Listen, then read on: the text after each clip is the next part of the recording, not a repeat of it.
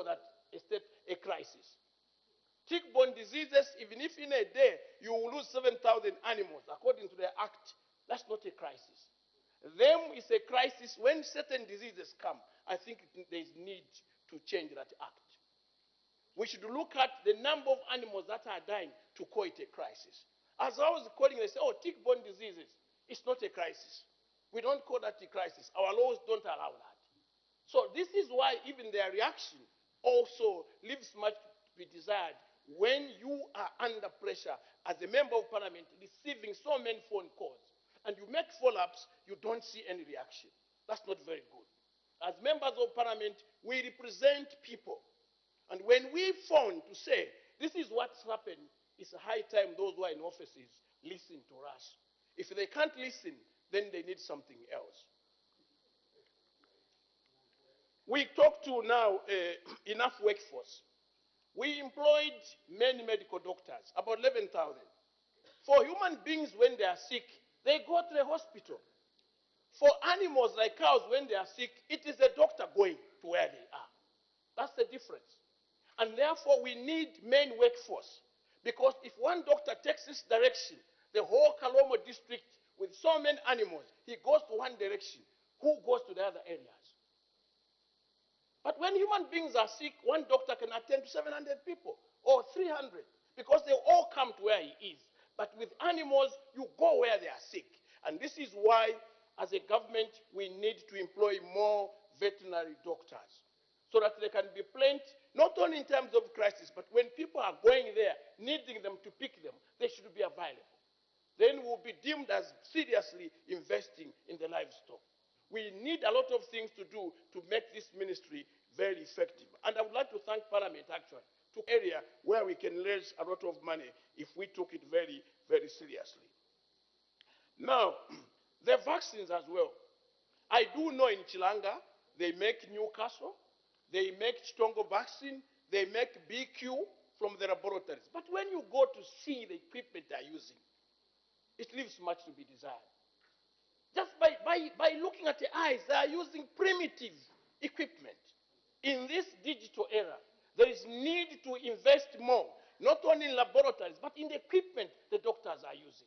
You go there, the place looks like abandoned place. It's like you are at a graveyard. You reach there, no one is paying attention to improve it.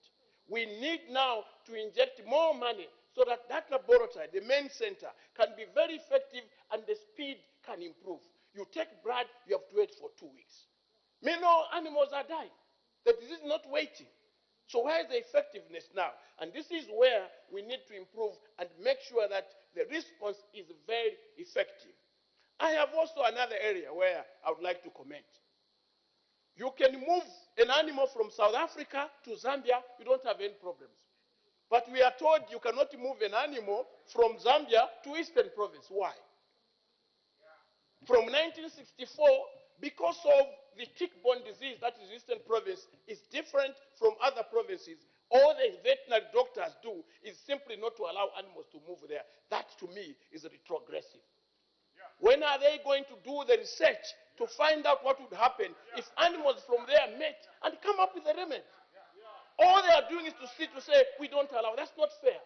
The people in Eastern Province also need to improve their breed so that they can also benefit hugely. And I would like to, now I'm giving a challenge to this ministry and the doctors who are in the research to find out a remedy. We don't want to hear the language whereby you say you can't take an animal to Eastern Province. And yet it's easier for me to bring an animal from South Africa to Zambia, from Zimbabwe to Zambia, but I can't take to Eastern Province. Why? What are the researchers doing? So they are given homework, they must research and find a remedy to that.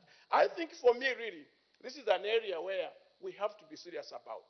We can make a lot of money, and also those who are in offices, they should change their attitude. Yeah. When we seek help, they must respond. Sometimes the language they use is not very good, it's not very pleasing. I have been under pressure, and have not received the help like I expected, even in the circumstances that where we are. Thank you very much.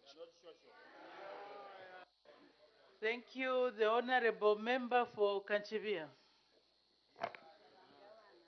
Madam Speaker, I thank you for this opportunity. and allow me to ride on Honorable Kamboni's submission and say that, Madam Speaker, neighboring Botswana transformed this sector because they had the resolve to move from being a desert to create an ideal environment for livestock. Today, they have penetrated markets in Europe and many other markets. Namibia has done the same. When we talk about Zambia, the case is saddening, Madam Speaker. The laissez-faire attitude at the ministry leaves much to be desired. The technocrats at this ministry, the mindset at this ministry, the submission is that you cannot solve these problems with the same mentality, with the same mindset which created it. My appeal to my honorable brother, the minister, is that leave a legacy that you transformed this particular sector for the better. When we look at the national trade policy, Madam Speaker, Zambia is supposed to be a net exporter. There's no reason why Zambia cannot be exporting quality beef into the US, into Europe. There's no reason why Zambia cannot manage disease control. But the challenge that we are suffering from is this paralysis. We have refused to rise to the occasion and do what is right. Unfortunately, ministers get trapped by certain advice from technocrats because they would want to maintain the status quo. We are calling on the minister and the ministry that do what is right, transform this particular ministry for the better. Madam Speaker, in making my submission, this is one sector that has tremendous potential to bring about a much-needed GDP in this country. It is a case, Madam Speaker, that Zambia cannot satisfy or Zambia cannot even supply the regional market. When we have the ideal climate to support livestock farming. The same goes for fisheries, Madam Speaker. We are importing fish, we import beef products. Are we not ashamed? Maybe there must come a day when all of us must dress up in sackcloth and ashes and just be ashamed of ourselves because we have failed to rise to the occasion and do what is right as a country. Madam Speaker,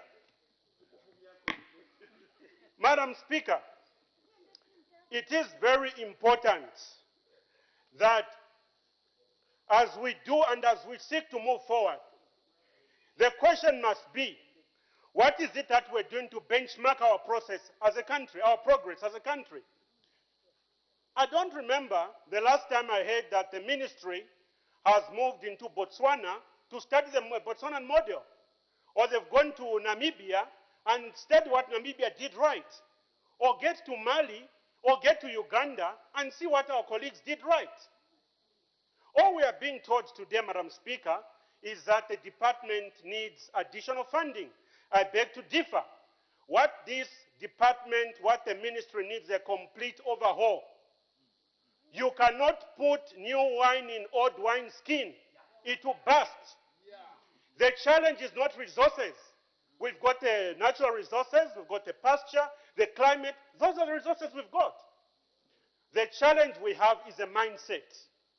The challenge we have is the desire to maintain the status quo because of business collusions. Madam Speaker, we go to the Fisheries Act. We have an act that says the director is the alpha and the omega. What the director says is final. You can't even appeal to the minister. You can't even appeal to the High Court. And we are comfortable with the status quo. How do we reform this particular sector? Madam Speaker, in going forward, when we compare ourselves to what other countries have done, there are critical lessons to be drawn. Number one, effective disease control strategy. This means we facilitate early detection of disease. Number two, there has to be prompt warning mechanisms.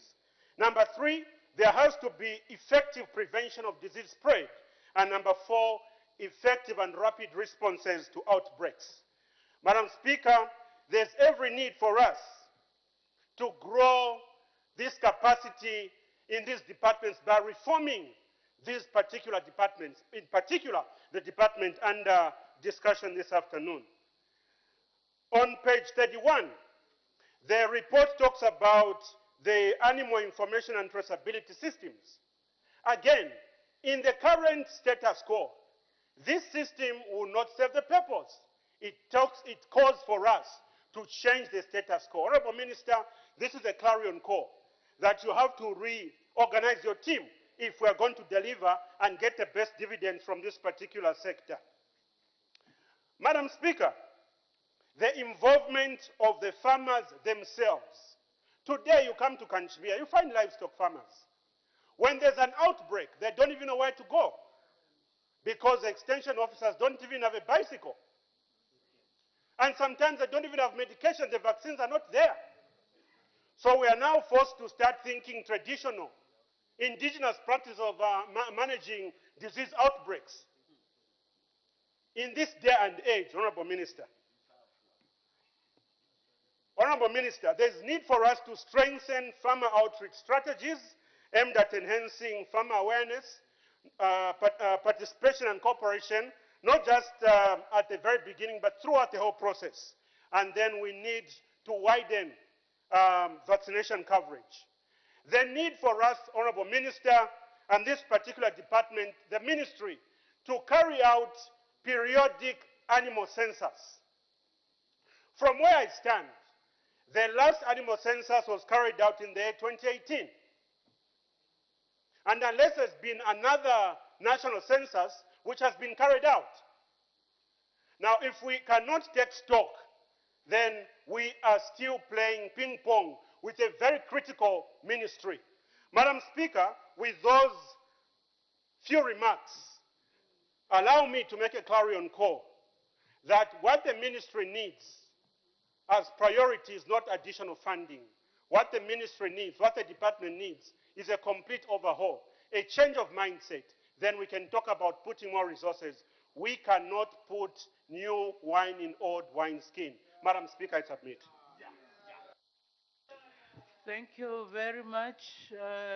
As the time is 16:40, I suspend business for 20 minutes for a health break.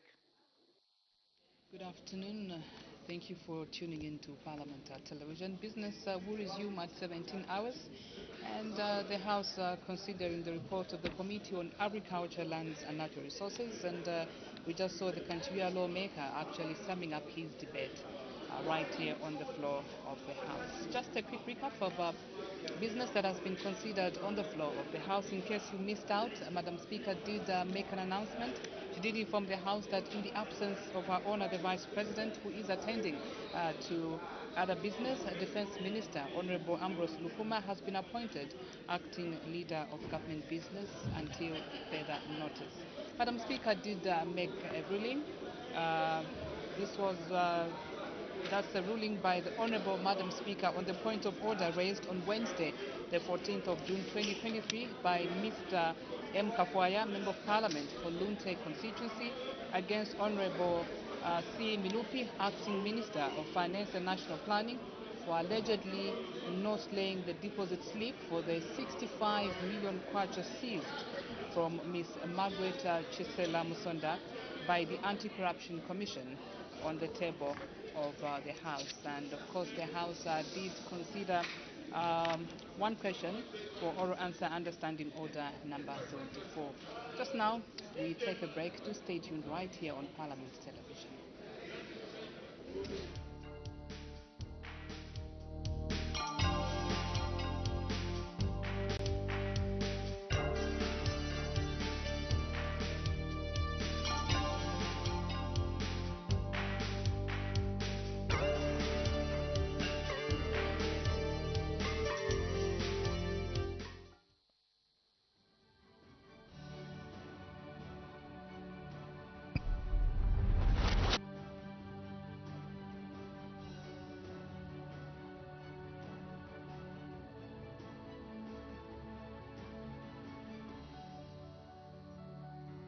My full names are Singombe Edgar.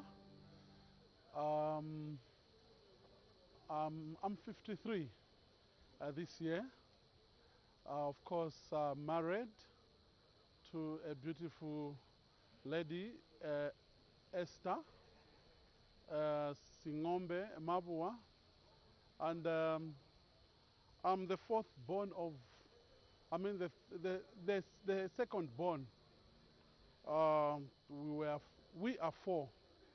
My parents being Jonathan Singombe, who was also apparently a member of parliament here from 1983 to 1991. My mother was Enes Lumamba Singombe, both are deceased. I started school from Pemba constituents, where my parents actually were born, in a place called Chief Moyo, Muzoka village. And then 1977, my parents relocated to Chief Chikanta's area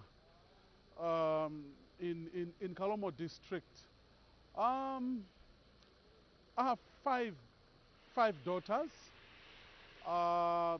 Three have since graduated from different universities. And my fourth born is doing grade 9 at just a secondary school. And my acting last born is in grade 4 this year. And for Dundumwes constituency, and I've been a member since 2006.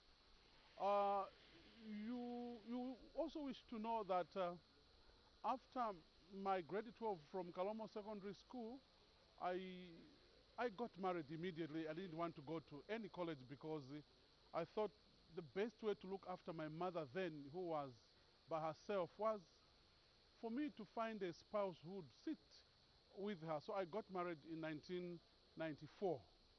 And after that, you know, when you've just completed school, I started meeting my old colleagues from school.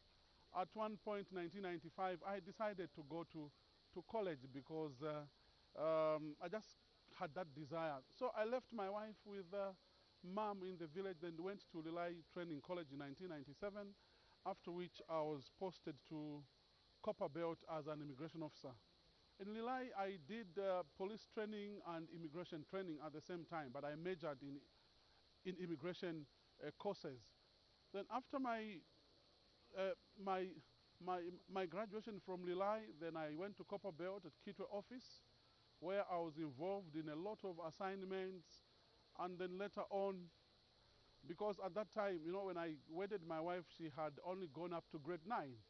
But we decided that she goes back to school. So we had to relocate. You know, she was ashamed of going to school amidst a lot of her friends. And by then she was a mother, so we relocated to Ndola. And then in Ndola she completed her grade 12. Then I also went into politics. Of course, after meeting a lot of high-profile politicians like late President Mwanawasa, late President Sata, who had even invited me to join his party then. Then later on, I joined the UPND because I believed in Patrick Chisanga then, who was vice president of the UPND. So I was summoned by Chief Chikanta, who thought that I could contribute to the constituency in Dundumwezi then. So I went to the village and contested. Unfortunately, UPND could not pick me. But you know, I think I had already taken off. My mind was already switched to join politics. So I contested as an independent member. And thank God, I was the first member of parliament to be elected as an independent in Southern Province in 2006. You know, other people would also wish to know what Dundumwezi is. Dundumwezi is actually, in a little, maybe explanation would say, it's a male mountain. You know, this is a mountain that is just by the gate of the Kafue National Park, and it's the biggest and tallest mountain around there, so it's called Dundumwezi. Another meaning may be that when you want to see the Dundumwezi, when you want to see the moon rising or maybe the sun rising and also maybe setting, if you go on that mountain, you'll be able to see it clearly because it's the tallest mountain. So I contested as independent member of parliament and won in 2006. And 2011, I joined the UPND, who accepted me to recontest under their party or our party and won. And I've been in parliament since then. I'm also a grandfather of two. I have two grandchildren, lovely, and I didn't know that it is so exciting to have grandchildren. Other people think I'm too young, I'm aging. You know, if I was still in employment, I was just going to remain with few years before retirement.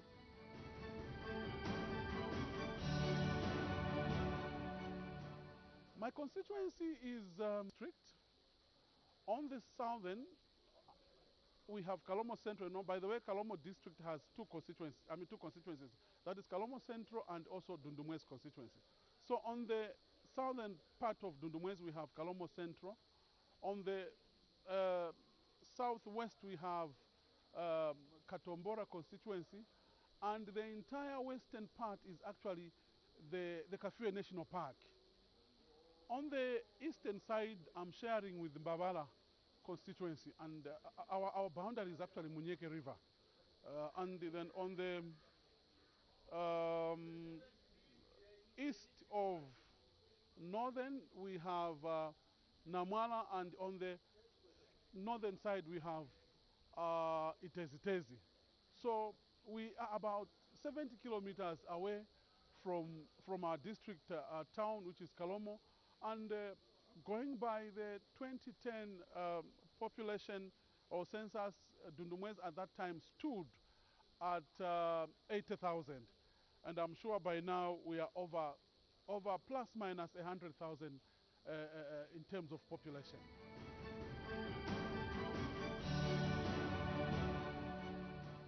With the increase of CDF, first of all, allow me to actually salute the President of the Republic of Zambia, Hakainde Hichilema, and the New Dawn government or the UPND government, who actually have walked their talk. You remember that when the head of state was campaigning before the general election, did indicate that he was going to increase the CDF.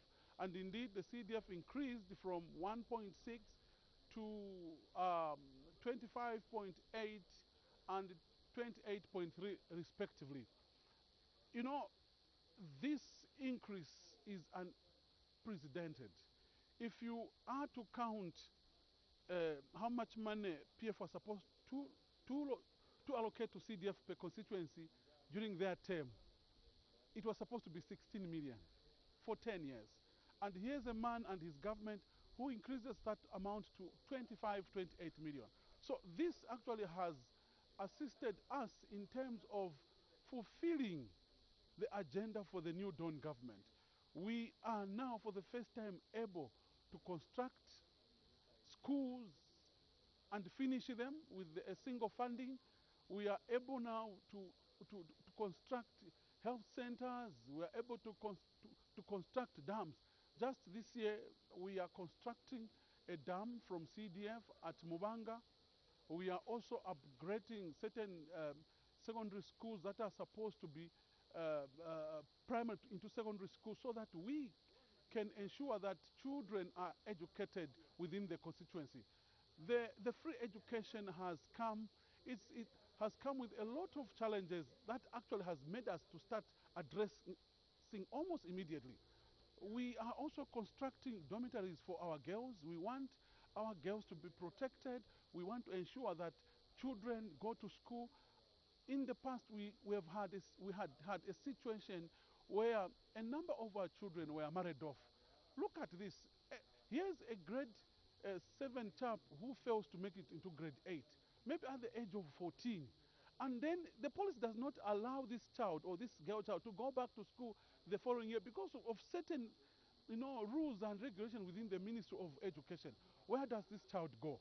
This child immediately, at the age of 15, 16, she is married. But now the New Dawn has given us enough resources to ensure that children do not get married at that age. One of the reasons why children were getting married is not only maybe failing, it was also failing by their parents to organize resources to send them to boarding schools. But all this now has been addressed because we are constructing boarding schools. We are starting with girls boarding dormitories and later on go to the boys. And I think with time we'll be able to ensure that we address a number of challenges that our constituents go through.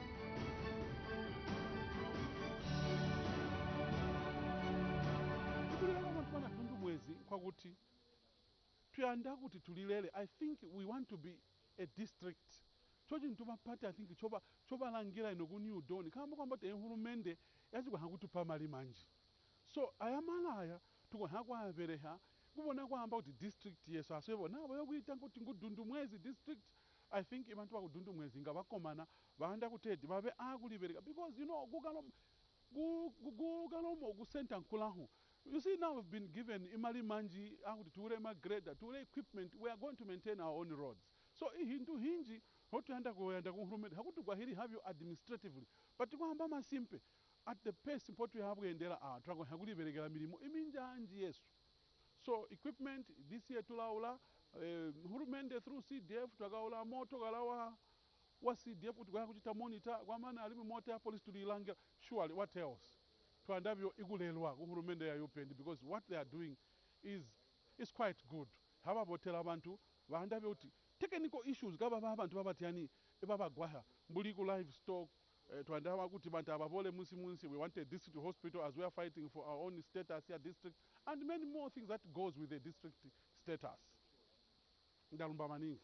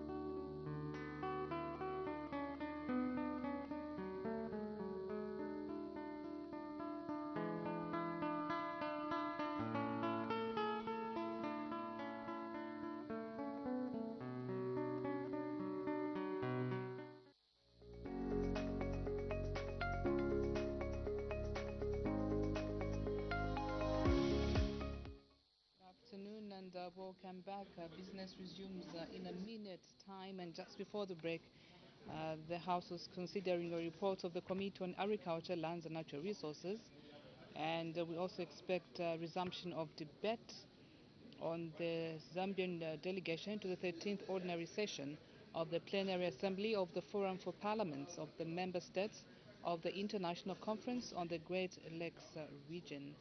And the time that this report was on the floor of the House yesterday, Mr. Kampion Goshiwangandu, Member of Parliament, was actually on the floor of the House adding his voice to this particular report, so we expect him to finish off his debate when this report comes up for consideration on the floor of the House.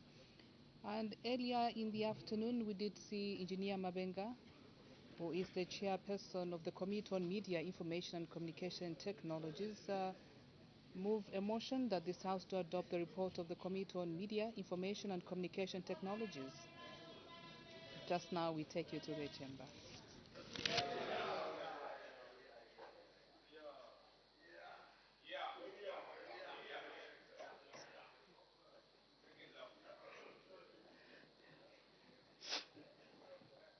Not yet. Urgent business can only be transacted once a quorum is constituted. 1/3 of members of Parliament need to be present in the House in order for business to be transacted on the floor of the House. So I was saying earlier we did have Engineer Mabenga, who is the chairperson of the Committee on Media, Information and Communication Technologies, actually move a motion that the House to adopt the report of the Committee on Media, Information and Communication Technologies on the role of the Zambian Information and Communication Technology Authority in the fight against cybercrimes for the second session of the 13th National Assembly, laid on the table of the House on Tuesday, 13th June 2023, and this report has since been adopted. The House also considered one question for oral answer under Standing Order number 76. And just before the break, the House was considering a report of the Committee on Agriculture, Lands and Natural Resources. And so as soon as a quorum is constituted, business will resume. Earlier, Madam Speaker did inform the House that in the absence of our Honour the Vice President, who is attending to other business, Defence Minister Honourable Lufuma has been appointed acting leader of government business. And so bells are ringing, calling upon members of Parliament to come through to the chamber so business can start. So as soon as 1/3 of members of Parliament are here, business will resume. So we urge you to stay right here as we continue to bring Parliament closer to you.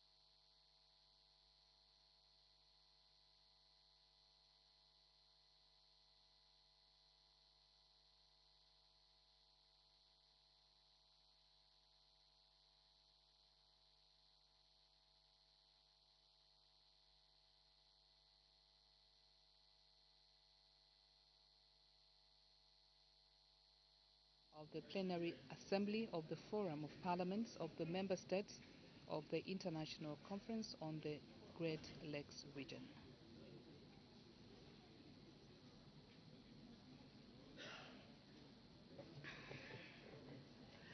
Order, honorable members. The whips were not doing well because most of the times the whips themselves are late, like as it is now. They are not in the house. I don't know what is happening to this sitting. Was starting from last week, this week we have continued reporting late. We are revising the standing orders. Is it something that we can think about? Otherwise, it doesn't show a good picture that we are always late.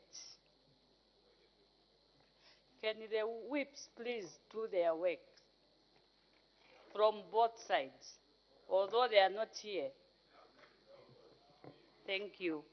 When business was suspended, the House was considering the motion moved by the Honorable Member from Fue that this House do adopt the report of the Committee on Agriculture, Lands and Natural Resources on the effectiveness of the Department of Veterinary Services in combating livestock diseases in Zambia for the second session of the 13th National Assembly, laid on the table of the House on Wednesday, 7th June 2023, and the Honorable Member for Kanchivia had just finished debating. Any further debate? The Honorable Member for Chembe. Thank you, Madam Speaker, for giving the people of Chembe to echo a voice on this important motion on the floor of the House. Madam Speaker, a lot of the members who have debated on this motion, they have echoed very important issues and a lot of emphasis on the provision of these veterinary services. Now, I want to remind ourselves what are the benefits that comes along with these veterinary services. Madam Speaker, these services, we should view them as one, there is wealth creation. There is also employment. At the same time, there is also, and this employment is sustainable. At the same time, there is also food security. At the same time, it also trickles down to poverty reduction. And this poverty reduction, it is not at individual level. It goes from individual level, community level, it also goes to the national level. Henceforth, the importance of these services. Many are times that we have focused on other areas, forgetting this area of provision of these services and not realizing these benefits that I've mentioned, Madam Speaker. Madam Speaker, mostly when we want to improve on these services in question, Madam Speaker, one, we don't look at its budget towards this line of budget, just as the report has said. The budgeting towards these services is very low. We need to do something. When you look at the statistics that is showing in your report, Madam Speaker, you find that there is more that needs to be done. The deep tanks, we can say it is not something to talk about. When we talk of the laboratories which are supposed to be used, it's not something to talk about. When you go in the report, your committee did a very good job because in the report they have even put pictorial illustration to show what is on the ground. Madam Speaker, it is in this house where we approve the budget.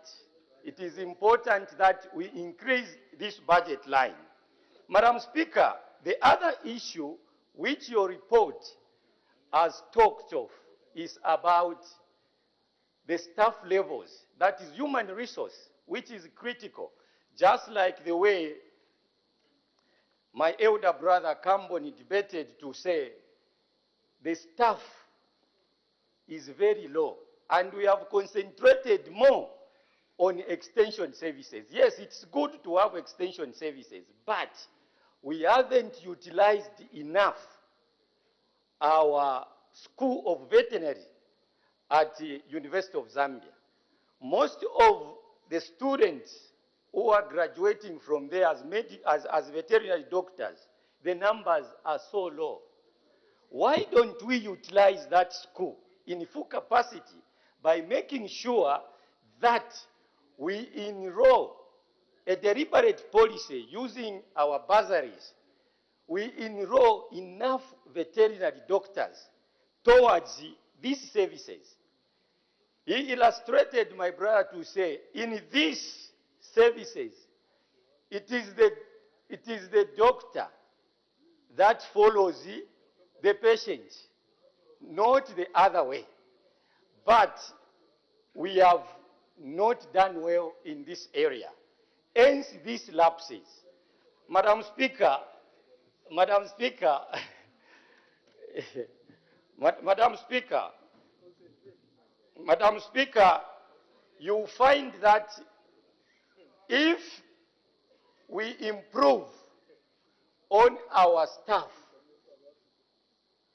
as the way your report has recommended, you find that we will question this gap that has existed over time, Madam Speaker.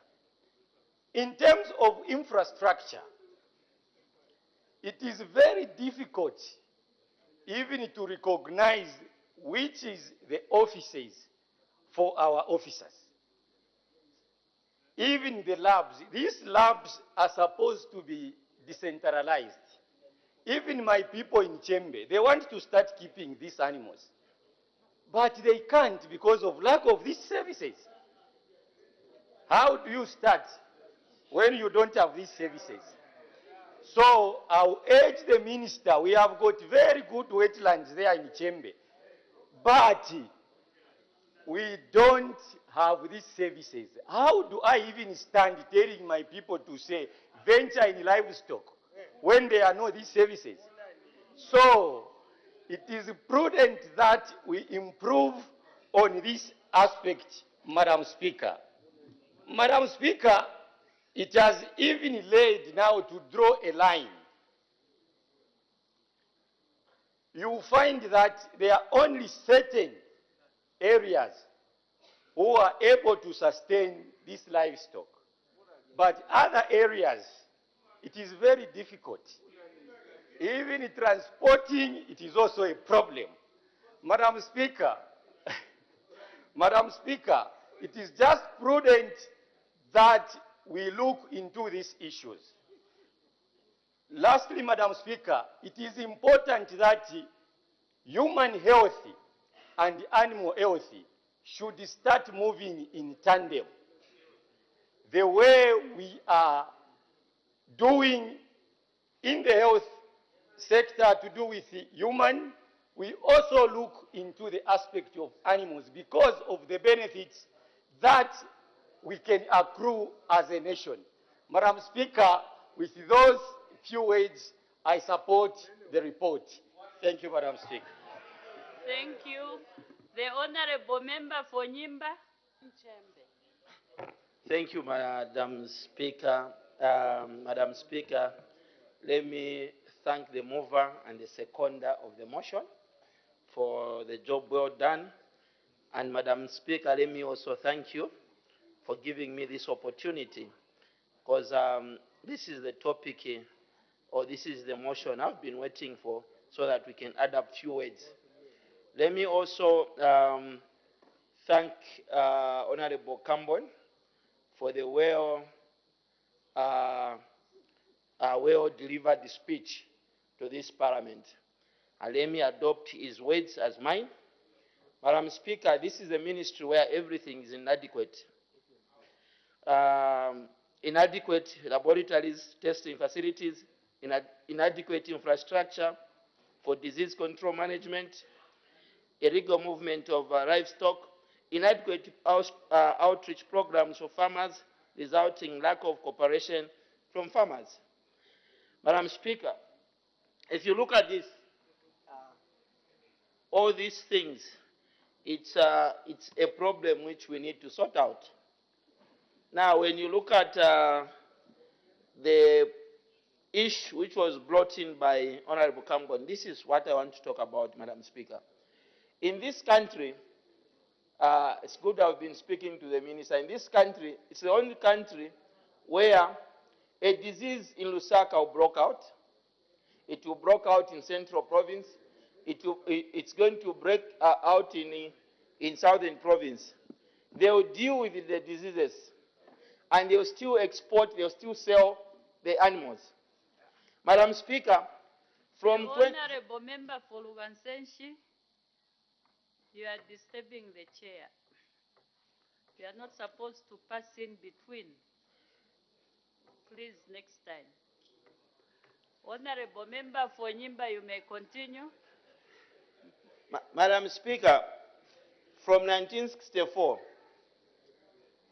us in Eastern Province, we know how to keep, I should say, since the inception of humankind, us in Eastern Province, we know how to keep animals. And what has happened is that we cannot grow our numbers. The reason is very simple. Because we can only trade within Eastern Province. We cannot trade outside Eastern Province. What is it that we have done? Madam Speaker, we have people who have graduated from University of Zambia, a good number of them. We have failed to find a solution to a disease we don't know. Because how is it possible that I can buy an animal from Zimbabwe and it comes to Zambia without a problem? But I can't go to Namwara and get the animals from Namwara to Nyimba. This is the question we should be asking ourselves. Where is the problem? If we are patriotic enough as Zambians to see to it that this country starts, it's very discouraging. We take a big stock of, and this, Madam Speaker, I'm not trying to underrate my colleagues from Northern Province. We get a big chunk of animals into Kanchivia or into Rupososhi.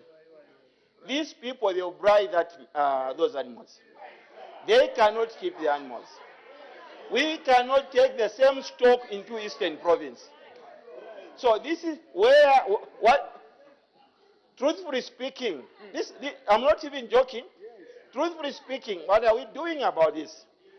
Minister, you need to leave a legacy in this ministry. Madam Speaker, I know the minister knows the history of a soldier who were keeping a slab without knowing what was on the slab. Order, Honorable Member. Thank you, Madam Speaker. There is an indication for a point of order. The Honorable Member for Shwangando, what is your point of order? Madam Speaker, I reluctantly rise on this very important point of order. Pursuant to Standing Order 65. I'm trying to put head and tail to the discourse of the Honorable Member on the floor. But is it in order, Madam Speaker, to scandalize people from the north? And I'm speaking on behalf of the Vice President, Madam Speaker.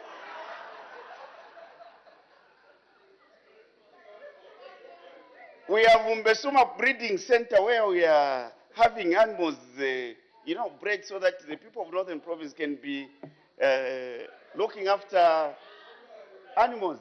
Is in order to insinuate that all we do is bribe,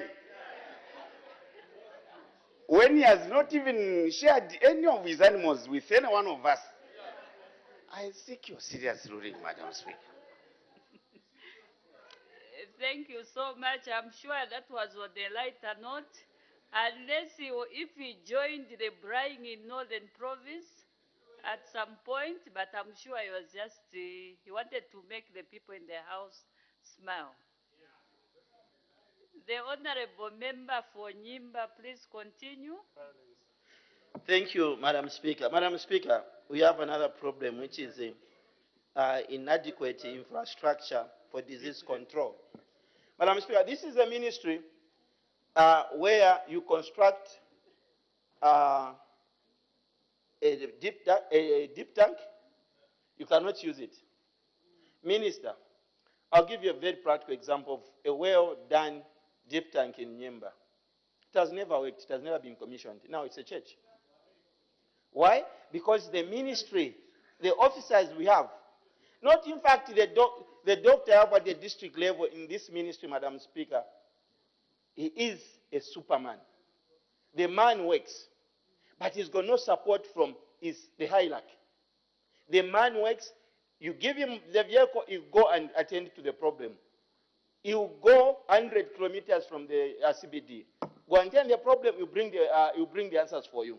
He's a superman. But the support from the hierarchy in Lusaka is not there. Surely, how can we spend such kind of money on a project, we can't commission it, it can't work. And this is, for now, to rehabilitate what has been destroyed, Madam Speaker, we need a colossal sum of money. These are the things we should be looking at as a ministry. So, Minister, I'll take you to page 12. Inadequate extension services. The biggest problem you have, Madam Speaker, is that you don't have, the camp officers have all moved from their camps. They are sitting in the CBDs. The reason is very simple, because they've got no support. How do you keep somebody 20, 30 kilometers from the CBD? You cannot even supply a single syringe. No medicine, nothing. It just become one of us as villagers. These are the things we need to start changing.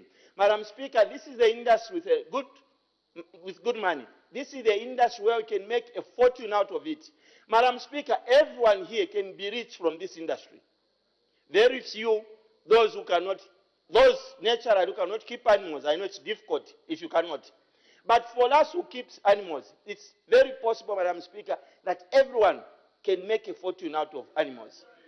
This is what now, Madam Speaker, in addition to this, I also propose to the Minister of Local Government, Minister of Local Government, of us who can keep animals, just as you are buying vehicles for police officers.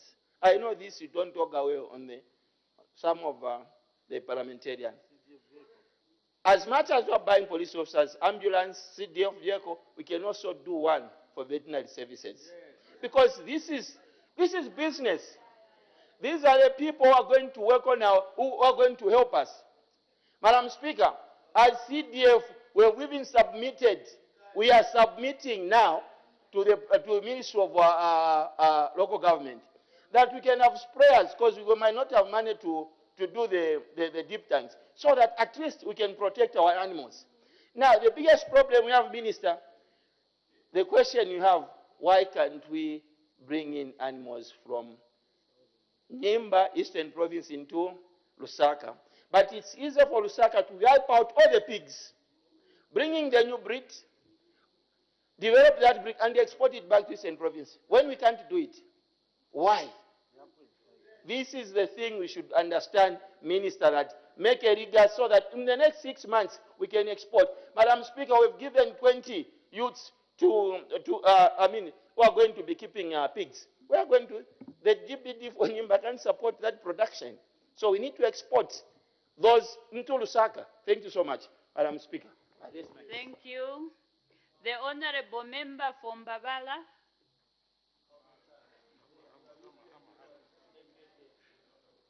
Thank you so much, Madam Speaker. And I want to start by appreciating the mover of the Committee on Agriculture, Land and Natural Resources on the effectiveness of the Veterinary Services Department in combating livestock.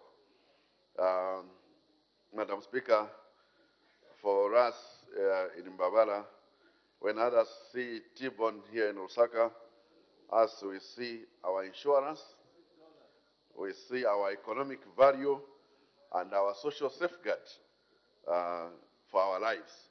So it's a risk management for us in keeping cattle and ensure that our livestock is doing well. So may I begin by appreciating the Home Minister of Livestock and his team. I mentioned earlier, I think last week, about, I think we have received 1 or 2 vet officers and a motorcycle. That is the way to go. And also, I've seen in the report, in the budget, that when we check from 2018 to date, the total allocation for 2022 alone beats the entire 4 years put together from 2018 to 2021. That shows that the new Dawn government has come to change this sector. It has come to save us and ensure that our livestock is protected. And therefore, it means money is beginning to trickle in now, and we must start getting the services correct. Madam Speaker, I think I'll ride on an issue which was raised by one of the previous debaters. There's an issue of economic diseases versus management diseases. And I also want to push on the fact that we need to, whilst understanding that aspect, we need to do away with that for us to eradicate the diseases. Because the diseases we are facing in Mbabara are sometimes commingled. And of course, we have a lot of tick-borne diseases, lambskin, and all these, but we have lost animals in almost all the wards. Almost all the wards, Trantambo, Macha ward, Smaobi, Kabanze, we have lost animals everywhere. Just like another member was debating, animals, people are losing 30 animals, remaining with 3, 4, and the like. And like I mentioned earlier, that is taking away our insurance, that is taking away our economic value, and the like. Therefore, let the Department of Veterinary Services and the Ministry change the policy to eradicate each and every disease, as opposed to just focusing on economic diseases. A disease is a disease anyway, because it's going to kill our animals. So let's tackle all the diseases and move away from that. With that said and emphasized, I also want to talk about the various acts.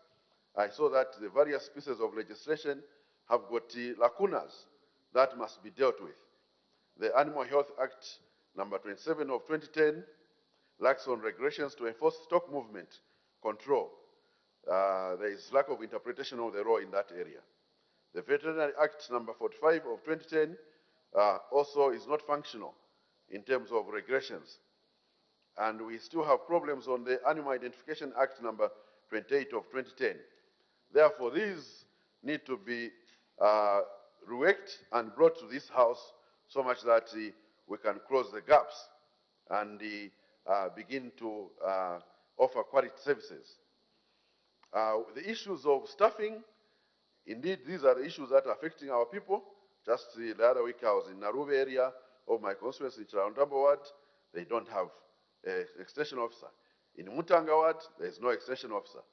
And many other wards that need the extension officer, Kabimba and all that. So we need the staffing and the human resources out there. So with increased budgetary allocation, Honorable Minister, let's ensure that we recruit extension officers so that we can cover all the camps in the country, and particularly in Mbabara constituency.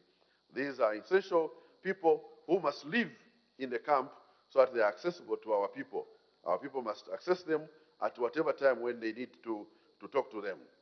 The other issue of transport must be dealt with to ensure that they have motorbikes and can be accessible to our people. Issues of funding I've mentioned already. There are issues of vaccines, which I wish to also talk about. We have the vaccine center, which must be funded to produce vaccines for us. Let's ensure that we deal with that, Honorable Minister, to ensure that we produce local vaccines. In Mochpapa in Choma, this is supposed to be the largest research center of livestock in the region. And this center is dilapidated and almost not well funded.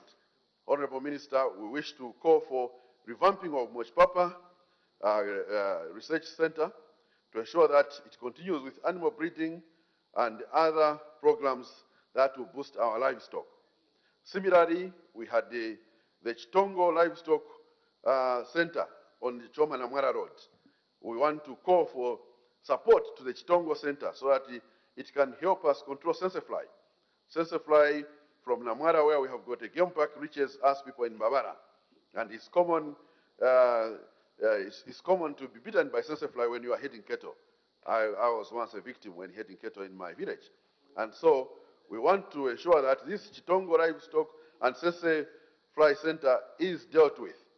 When Amaros, keep quiet. Sure, that was Amumune. Honorable Minister, Madam Speaker, I was talking about the Chitongo Livestock Fly Control Center. Honorable member, can you please interpret what you said?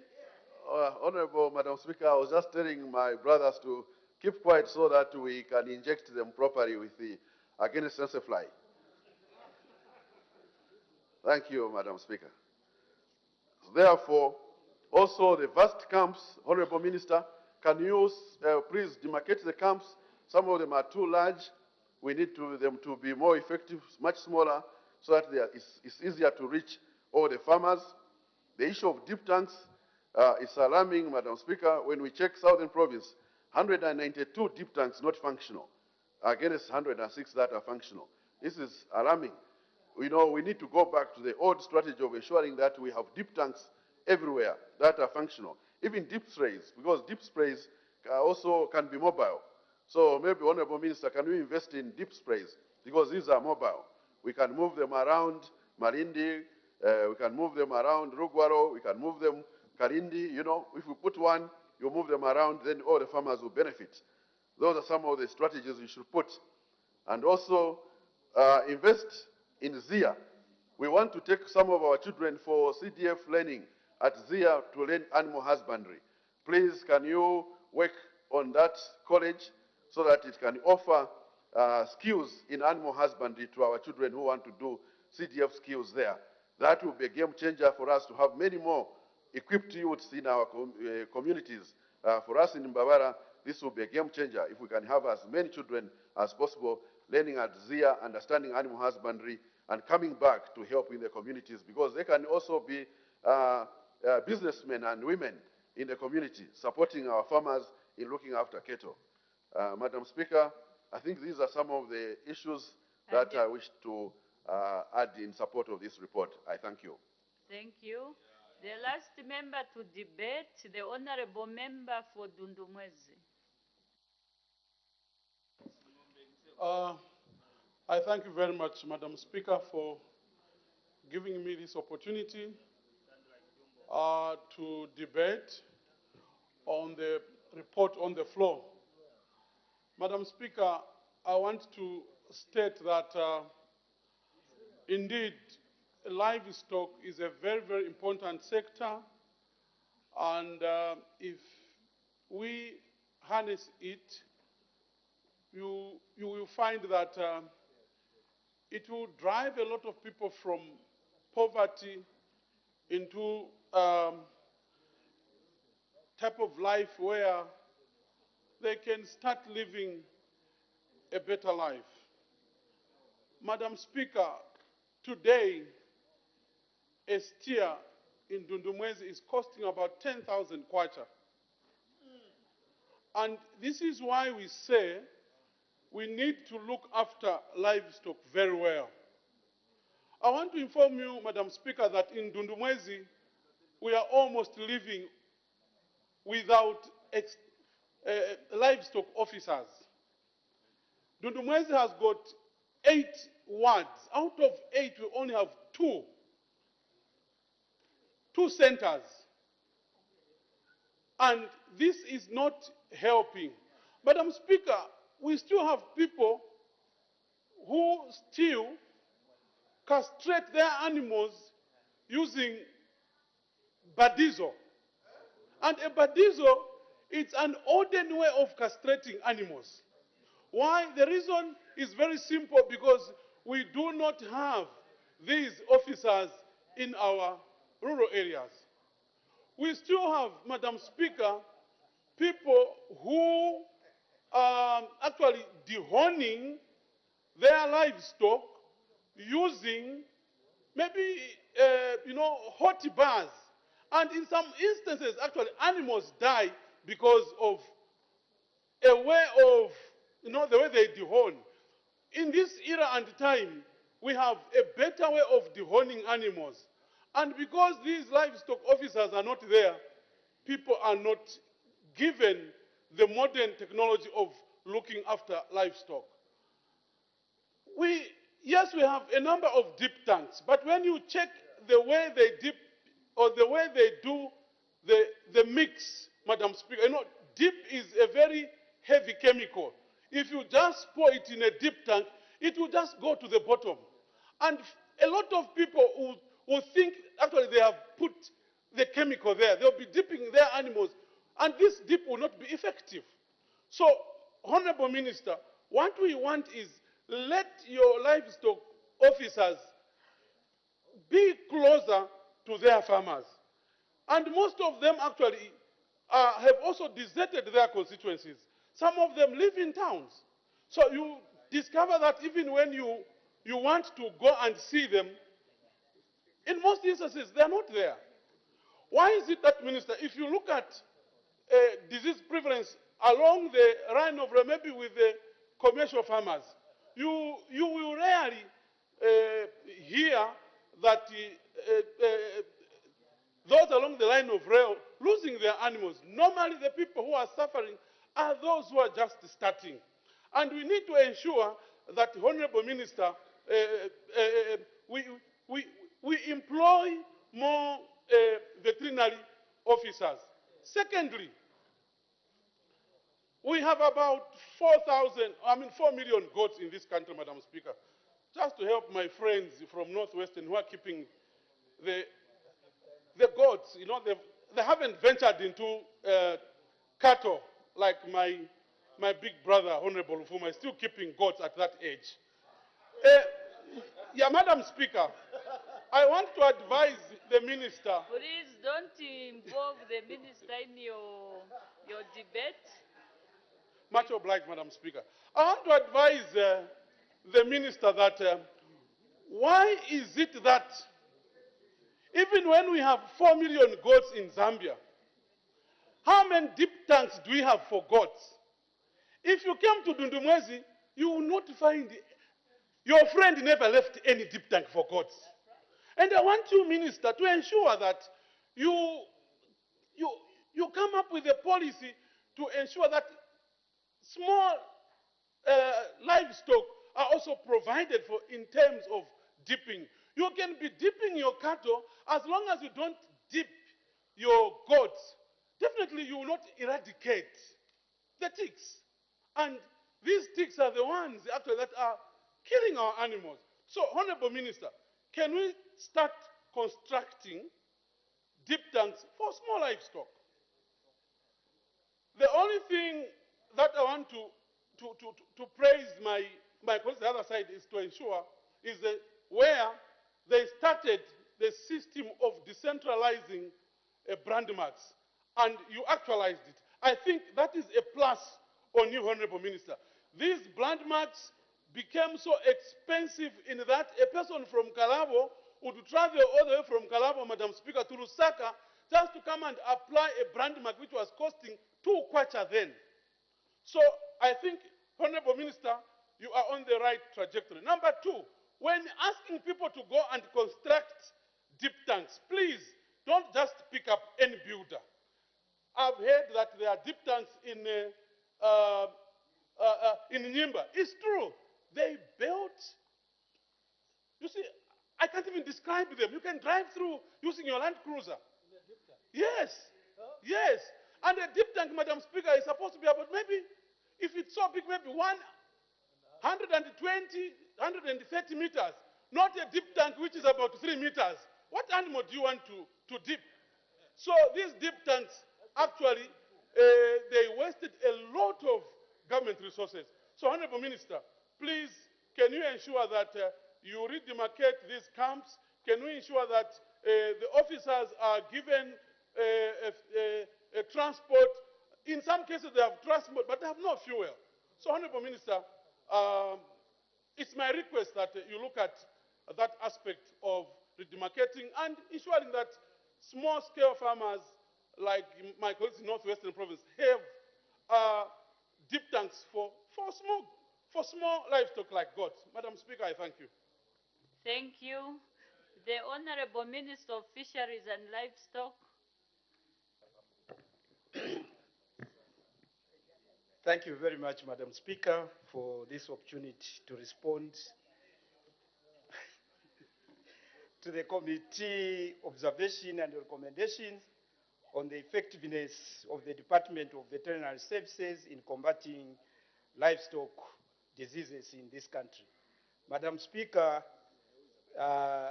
let me start by saying that the new Dawn administration realizes the importance of this sector in terms of driving the economy of this country.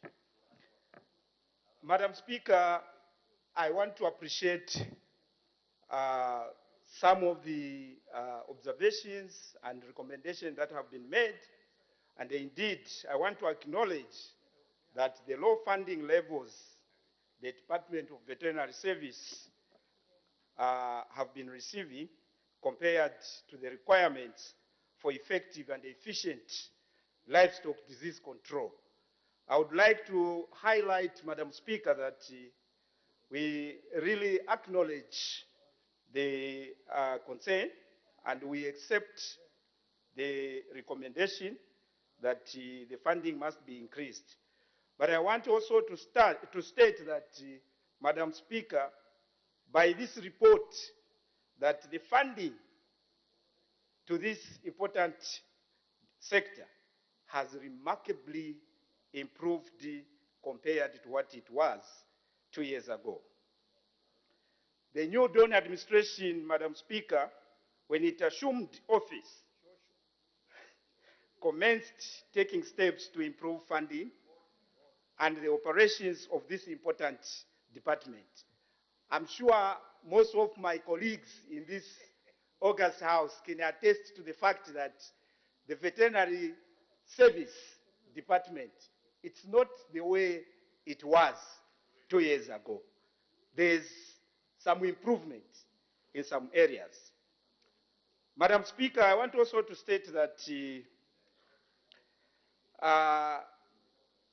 they have raised an issue of redemarcating veterinary camps. Indeed, this is well noted, but I want to inform the House that the veterinary camps were established in the colonial days, and they are indeed very large for a single veterinary assistant to man them.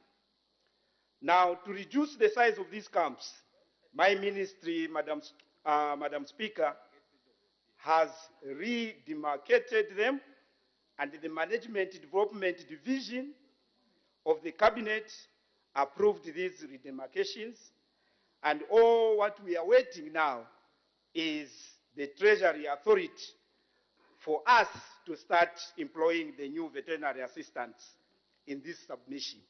So that is the hope I'm giving my colleagues, that we are in the process of looking at these camps. Madam Speaker, I also want to state in the same direction that, as you may be aware, that with the decentralization in place, we are trying to encourage the local authorities to also start looking into checking on these camps, also to take the mandate of redemarcating to some of these camps that have not been considered. So through the decentralization, I believe the local authority will also pick it up from that level. Madam Speaker, I wish also to give hope that extension officers in this department are really very important. And what we have done as a ministry, Madam Speaker, we recruited 470 extension staff last year, and the process of recruiting is still on. We are intending to recruit 300 extension staff, which is an ongoing program. So I believe and trust that the concerns that we have raised in terms of the staff to provide extension officers is very important. And I want also to give you hope, colleagues, that you can also support us by giving us information of these few staffs that we have deployed in these camps, but they decide to go and stay in towns.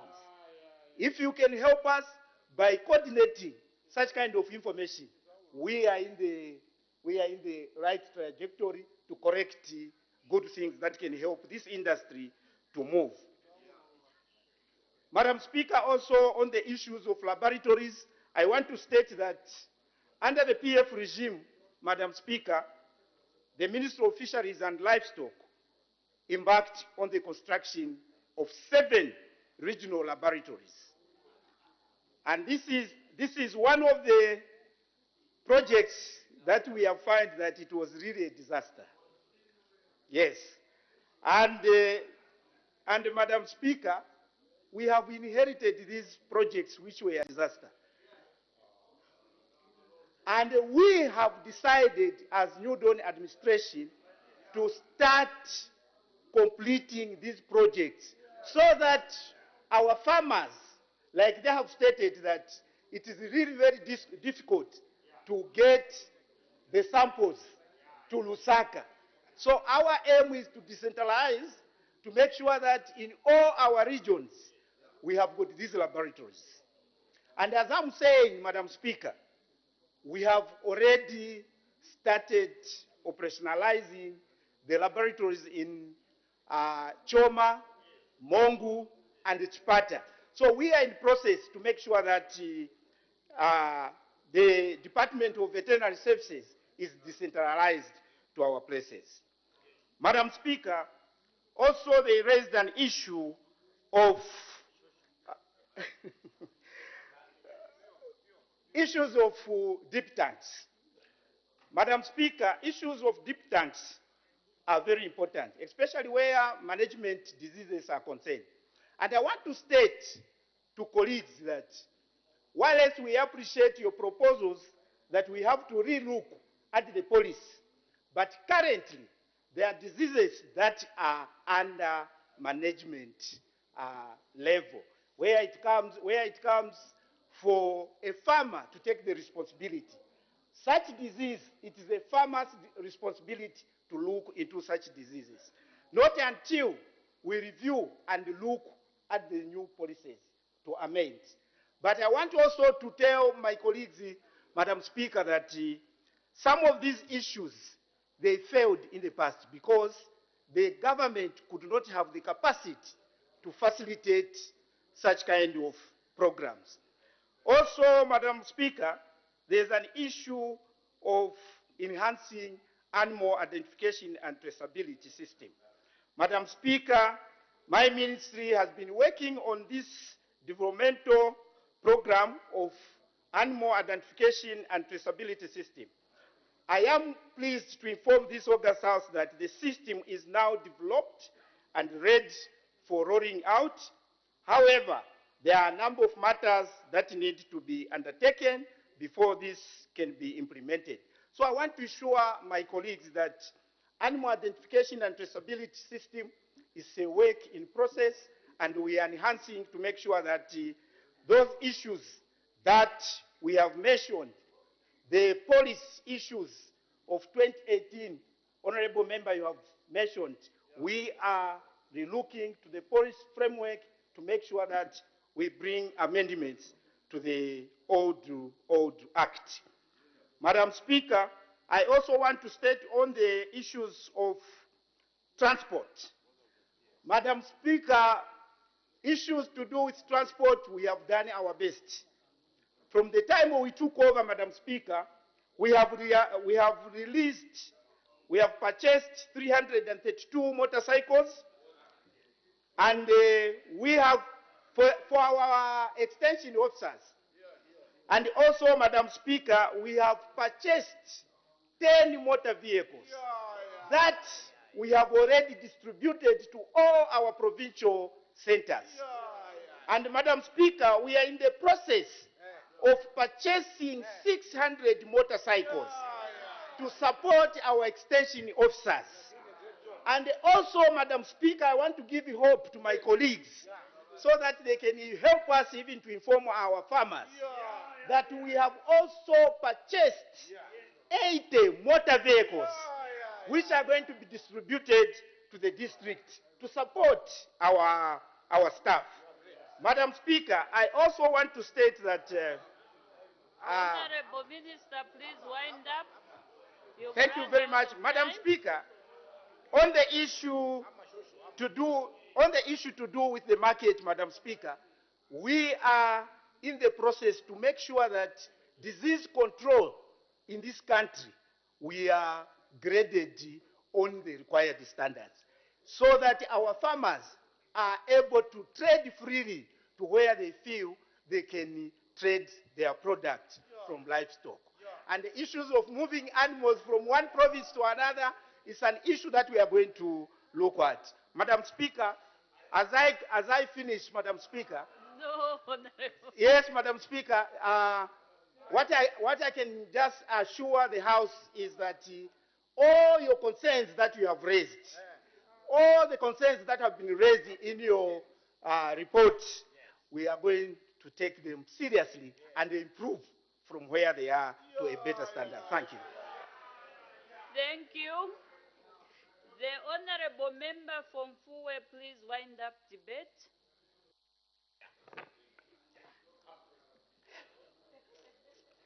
Thank you very much, Madam Speaker, for giving me this opportunity.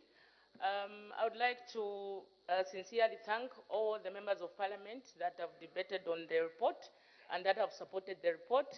I also want to take this opportunity to thank the Honorable Minister for the responses that he has provided. After everything is said and done, we can only hope for the best. Thank you so much. I beg to move. Thank you. Order. I put the question. The question is that this House do adopt the report of the Committee on Agriculture, Lands and Natural Resources on the effectiveness of the Department of Veterinary Services in combating livestock diseases in Zambia for the second session of the 13th National Assembly, laid on the table of the House on Wednesday, 7th June 2023. As many as are of that opinion say aye. Of the contrary say no. The ayes have it. The question is resolved in the affirmative. Next order.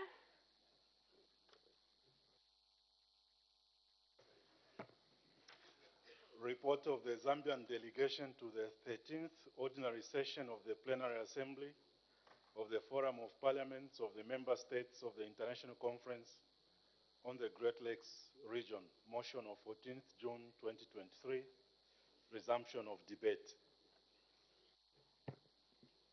When business was interrupted yesterday, Wednesday, 14th June 2023, the House was considering the motion moved by the Honorable Member for Kaoma Central that this House do adopt the report of the Zambian delegation to the 13th Ordinary Session of the Plenary Assembly of the Forum of Parliaments of the Member States of the International Conference on the Great Lakes Region, held in Juba, South Sudan, from 27th March to 1st April 2023, for the second session of the 13th National Assembly, laid on the table of the House on Tuesday, 6th June 2023, and the Honorable Member for Shuangandu was debating.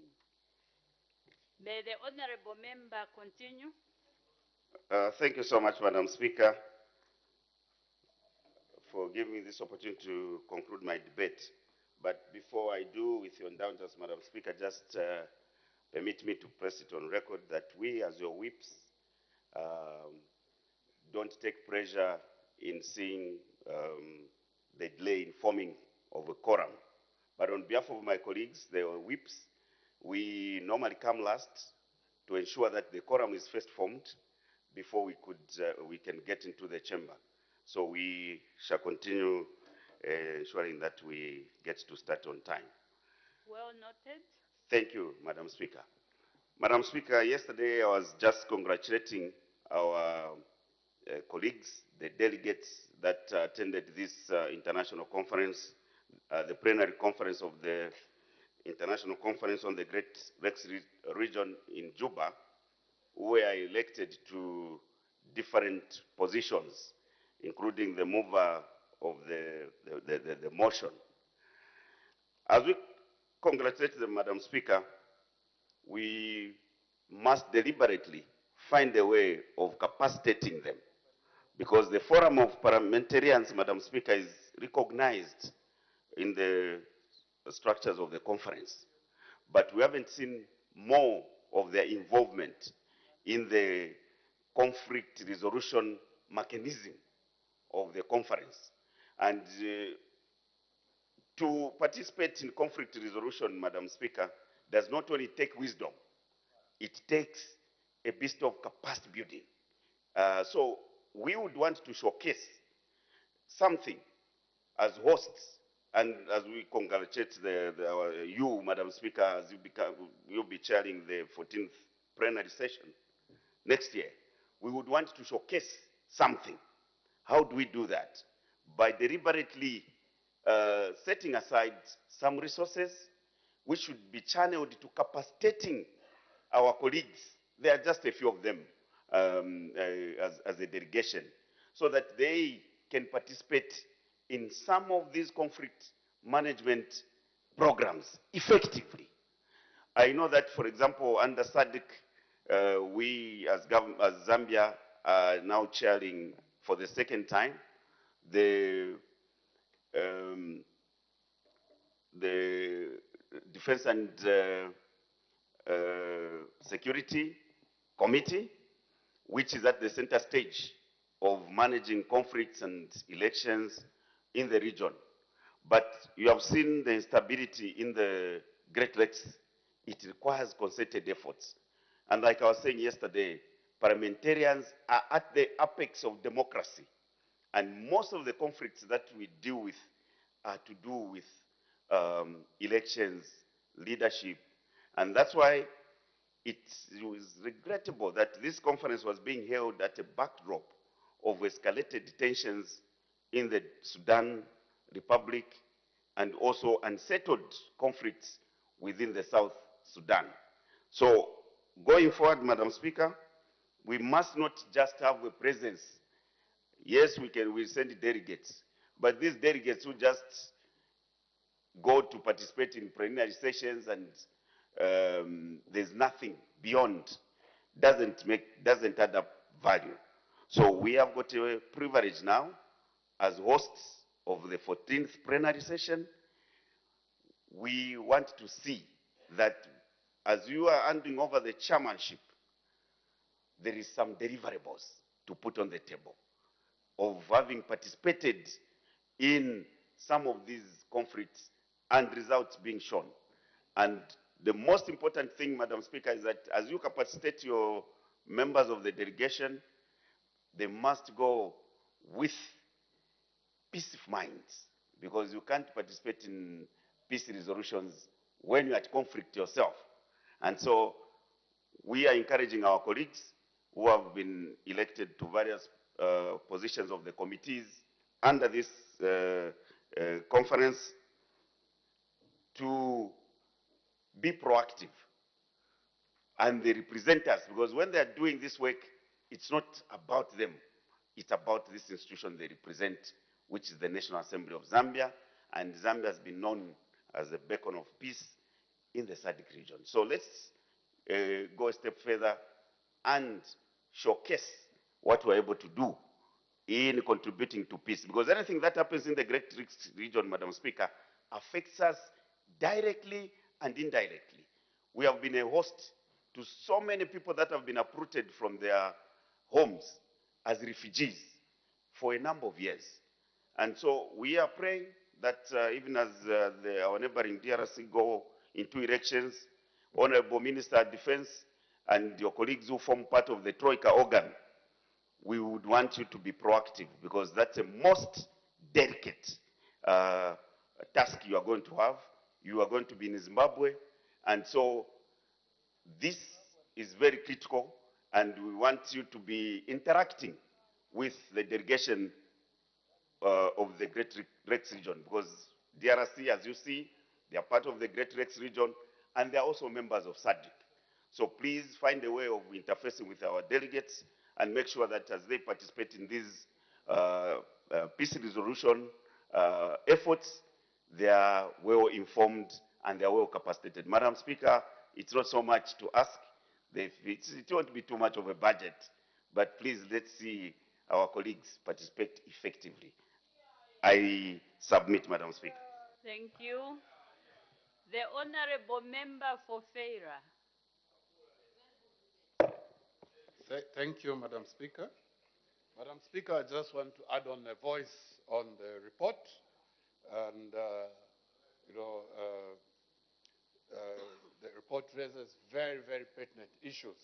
From the beginning, I just want to re-echo the fact that without peace, there cannot be economic development, there cannot be social order.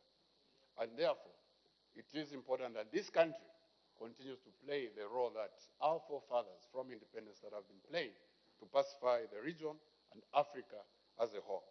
Now, the Great Lakes region presents a situation of violence and instability which actually affects us. Rather than that, we also as a country, from the historical position to create peace in the region, it is important that as parliamentarians we take these issues very important. Therefore, the role of Zambia in peacekeeping in states within the SADC region, within the COMESA, cannot be underestimated. And therefore, we call upon members of parliament to ensure that we acquaint ourselves with these important issues. Madam Speaker, the new paradigm is that regional bodies or countries should group themselves in regional bodies and speak with one voice. And indeed, the main or the ultimate goal is to attain economic development. Now, where there is no peace, it will be difficult to attain that.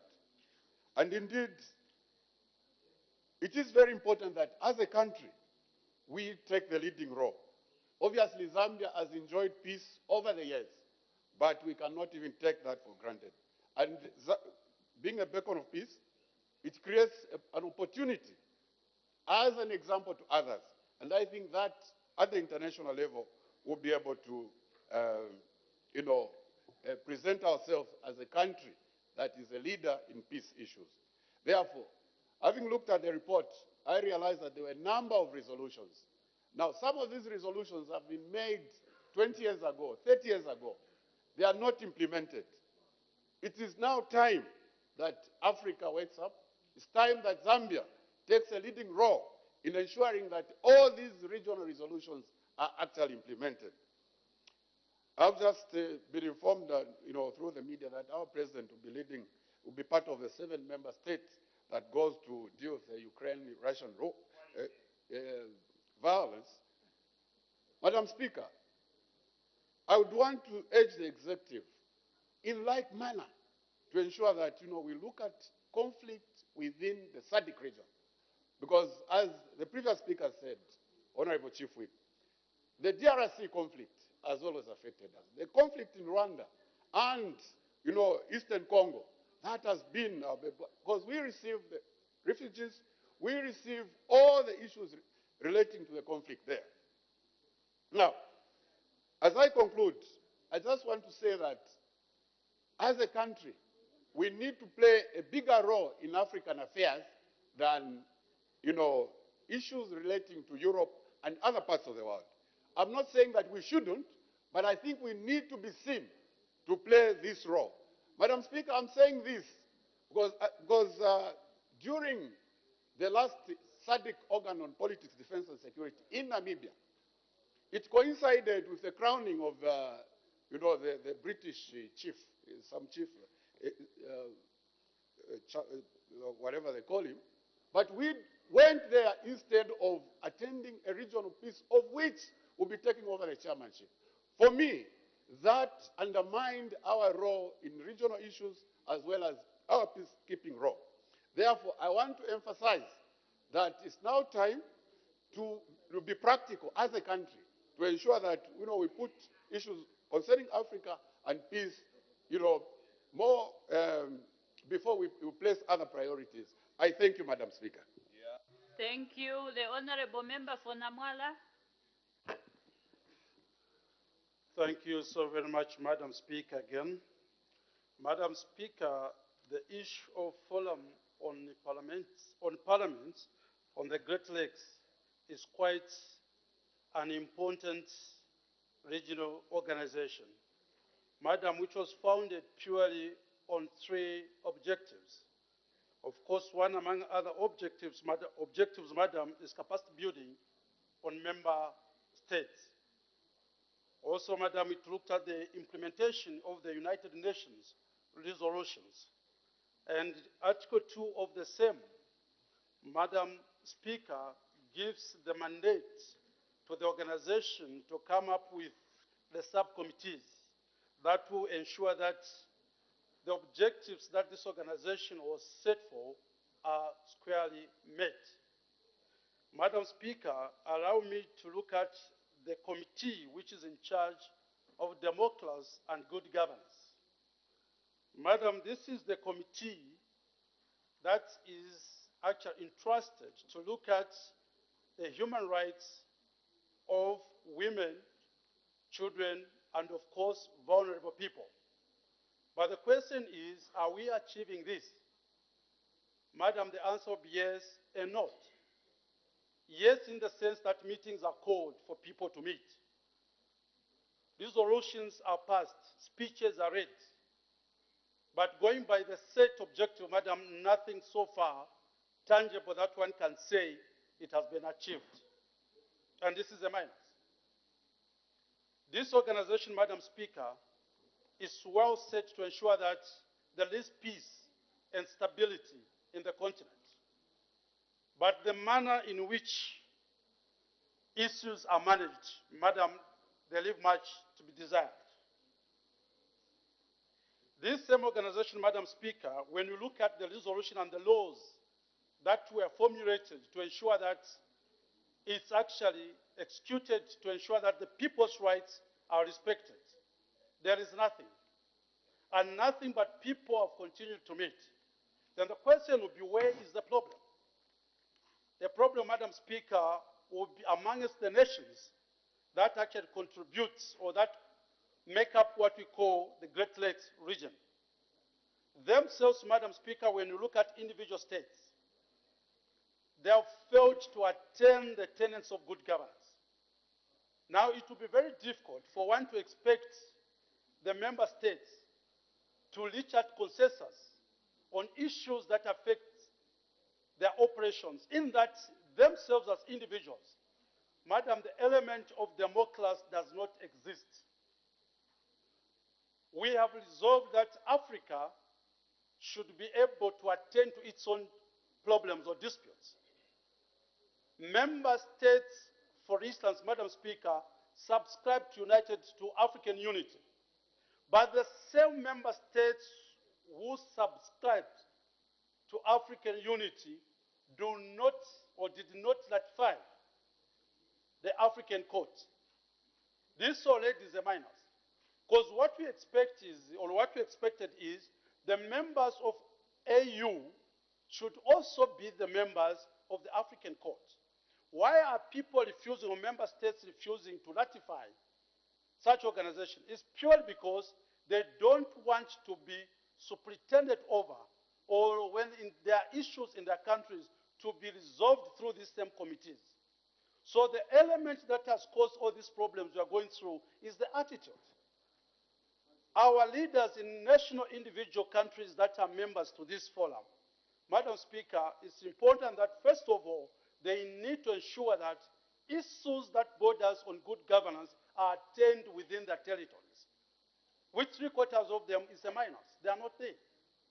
And it's our hope that our committees, when they have an opportunity to appear before this, it's not per se who heads what.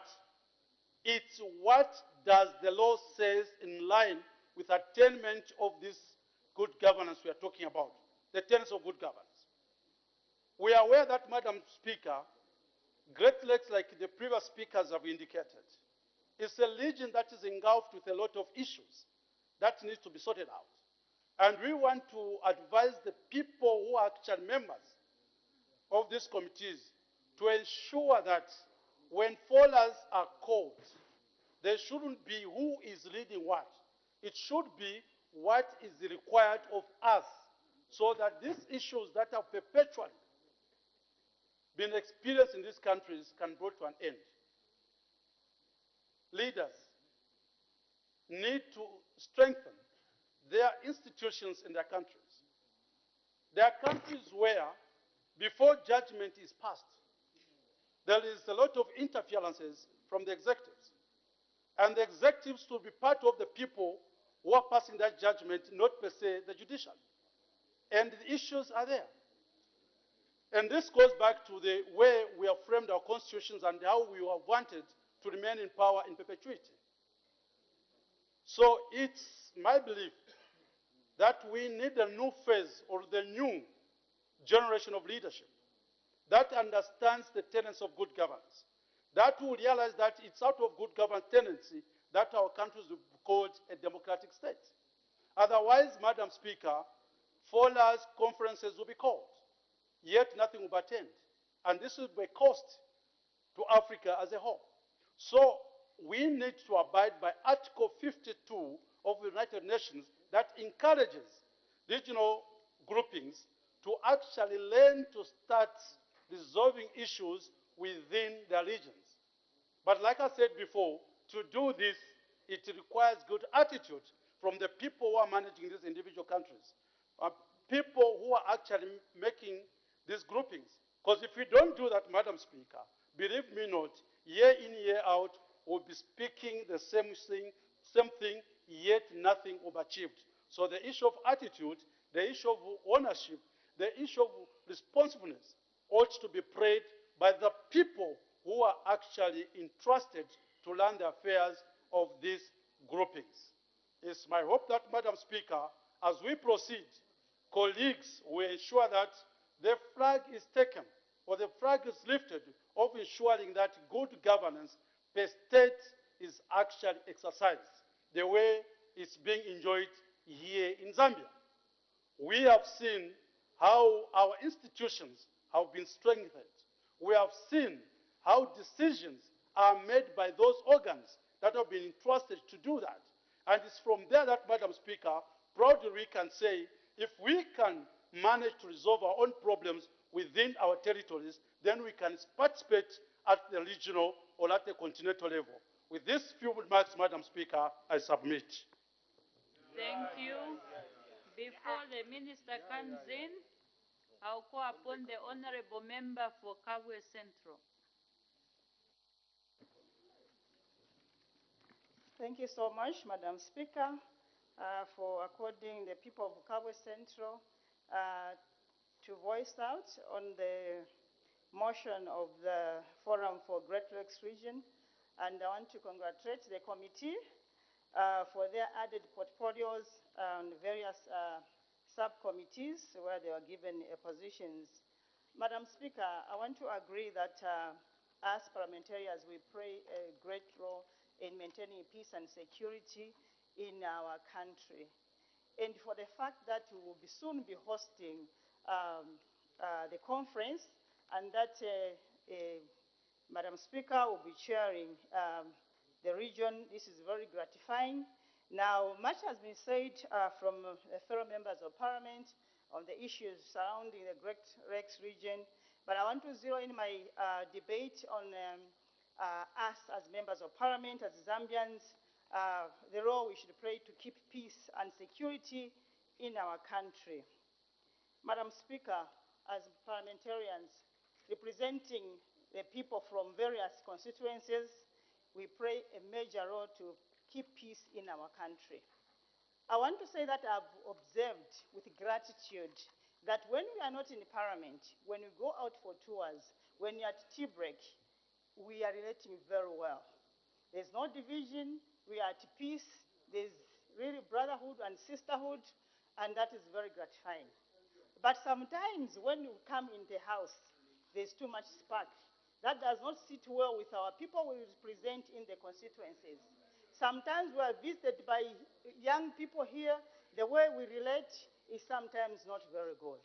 So we need to search ourselves that we are torch bearers, we are the ones that can improve the peace in this country, or making sure that we are at peace all the time. So, and for the fact that we'll be chairing, we need to show, to be exemplary to other regions, other countries that are not at peace, that Zambia indeed is a peaceful country. We need to guard the peace that we have in this country. I want to congratulate our president because he has preached peace. Our ministers have shown by example that they want to work with us, despite where you are coming from, which part you are coming from. They have really tried to do that. For sure, the leader of opposition, let me just cite one example, the Minister of Youth, Sports and Art Day. When he was distributing his sports attire, he gave everyone, and he gave us the liberty to go and brand the way we want them to brand ourselves. He did not think of what we are going to say. So this is the peace and the unity that we want in this country. Let us show the people there that there's unity here, there's love here, so that our people also can show love where we're coming from. Order. There is an indication for a point of order. What is your point of order? The honorable member. Madam Speaker, I reluctantly rise on a point of order. Madam Speaker, the report we have on the floor is very clear, and we are encouraged as members to acquaint ourselves with contents of the reports that come on the floor so that we don't veer off, as guided by Standing Order 65, 1A, which talks about content of speech.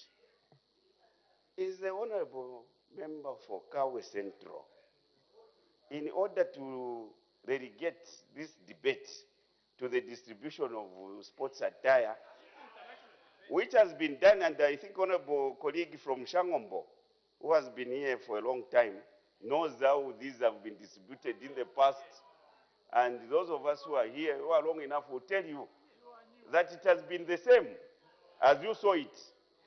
But is she, in order to reduce this debate, which is very critical, Madam Speaker, to the issues of how we share jerseys and footballs, I seek your serious guidance, Madam Speaker. Thank you so much.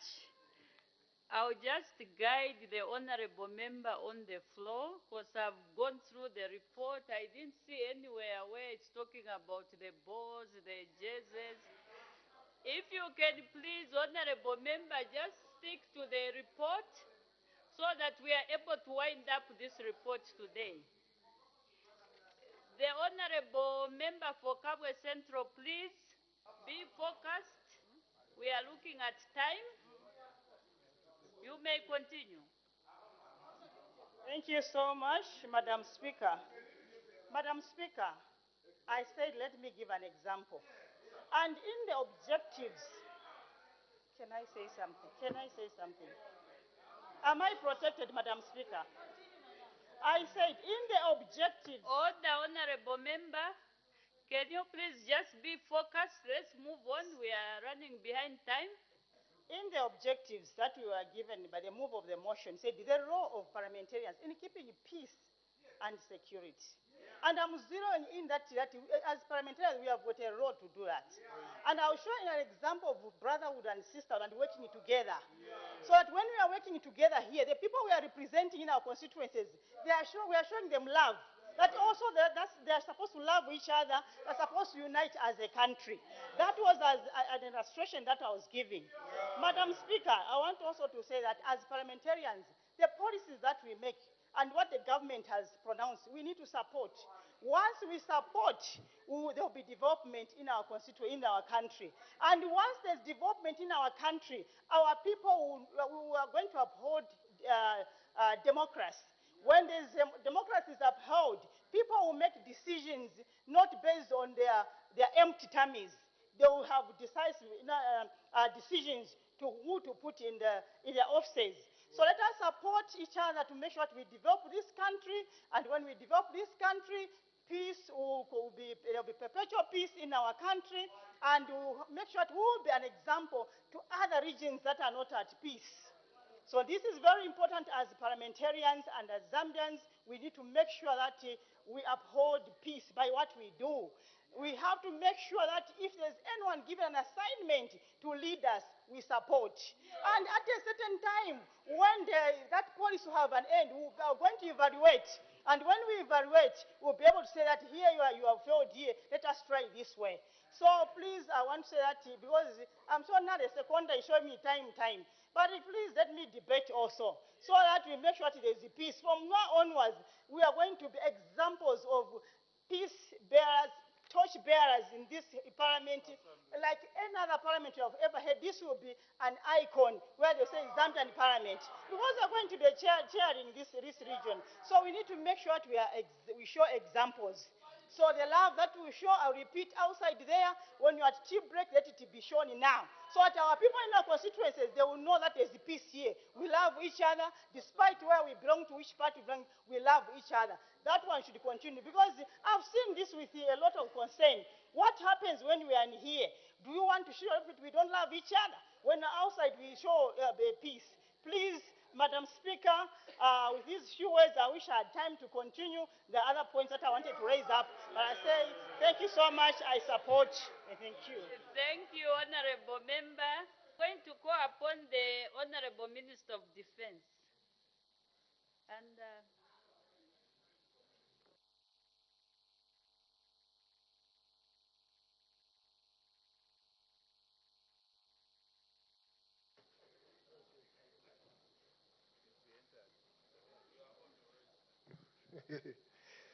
I'm so sorry, Madam Speaker. I didn't enter my numbers.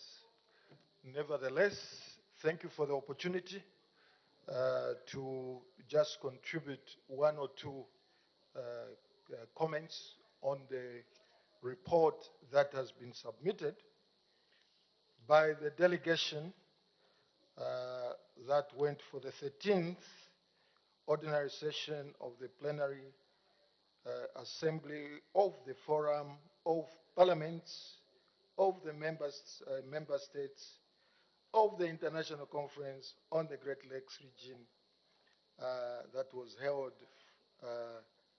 on 27th March to 1st of April 2023. In the first instance, I would like to appreciate the report that has been generated by your delegation, and appreciate the members who constituted that delegation for representing us to their best of ability. I think they did a good job, and they need those commendations. Madam Speaker, allow me just to take on what the previous speaker was talking about, love. We need to love each other. Indeed, we have the responsibility to love each other. And once we love each other, this love is going to permeate through into other countries where we go and try and keep peace and preach peace. And so it is very important that we take her message very, very seriously. We start from here as we go outside. And this has been the case for Zambia since independence. The idea from KK, may his soul rest in peace, was we wanted to engage ourselves in the freedom struggle. And we did, we were in the forefront. This has continued throughout, up to now. And our president is always talking about instability in one area is instability everywhere. This concept is not new. This concept has been there, and we want to continue and consolidate. And so by taking this order, delegation... Honorable members, order. We want to listen to what the Honorable Minister of Defense is talking about. Please, let's maintain silence. Yes, thank you very much. Yes, there are several resolutions, I think, in this report, and they were powerful resolutions, and we take them seriously as a government.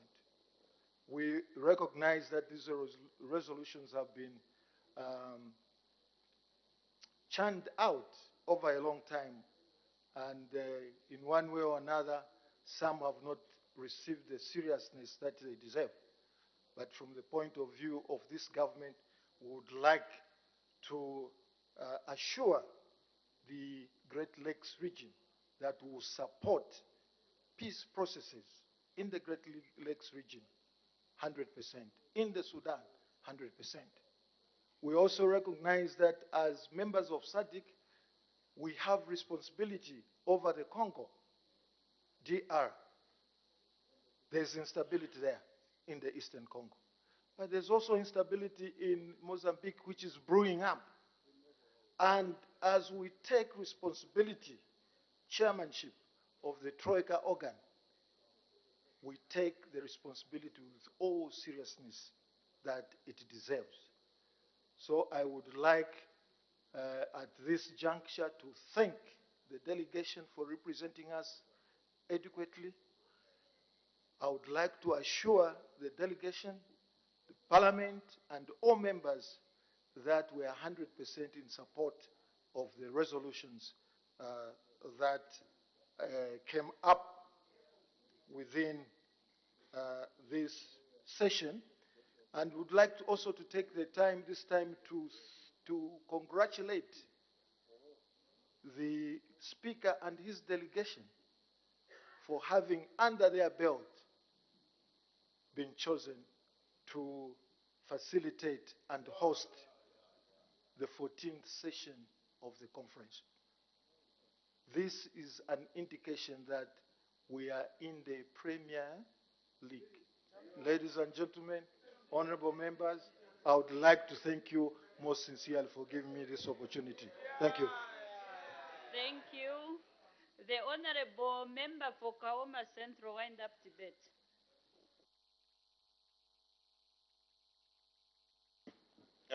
Thank you very much, Madam Speaker.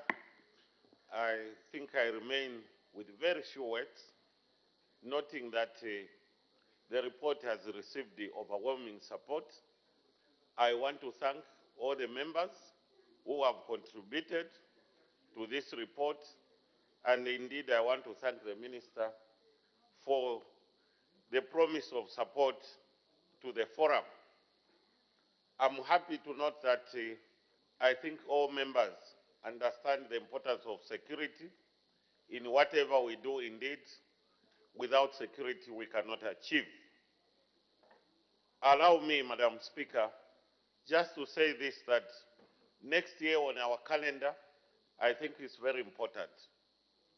The task that we have to host the plenary session as a parliament, I think is so important, and therefore it's important that all of us, the own members of parliament, the staff of parliament, give in their best to ensure that we succeed.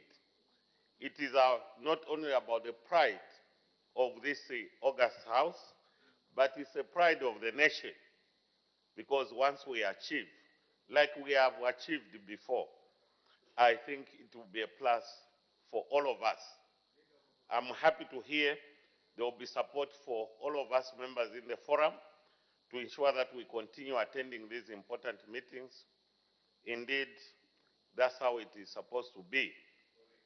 I want to, I think, end here by just saying this, that the forum, as it comes to the country, as our own speaker, Madam Nelly Muti, gets the chairmanship of the forum, it is an honor really to the Parliament of Zambia.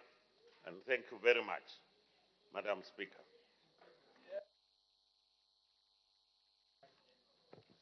Thank you. I put the question. The question is that this House do adopt the report of the Zambian delegation to the 13th Ordinary Session of the Plenary Assembly of the Forum of Parliaments of the Member States of the International Conference on the Great Lakes region, held in Juba, South Sudan, from 27th March to 1st April 2023, for the second session of the 13th National Assembly, laid on the table of the House on Tuesday, 6th June 2023. As many as are of that opinion say aye. Of the contrary say no. The ayes have it. The question is resolved in the affirmative. The acting leader of government business, adjournment.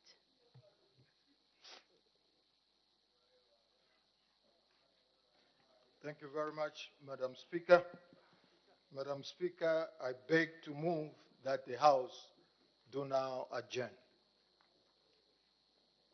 The House is that the House do now adjourn. Any debate? Any objection? The question is agreed to. The House is now adjourned.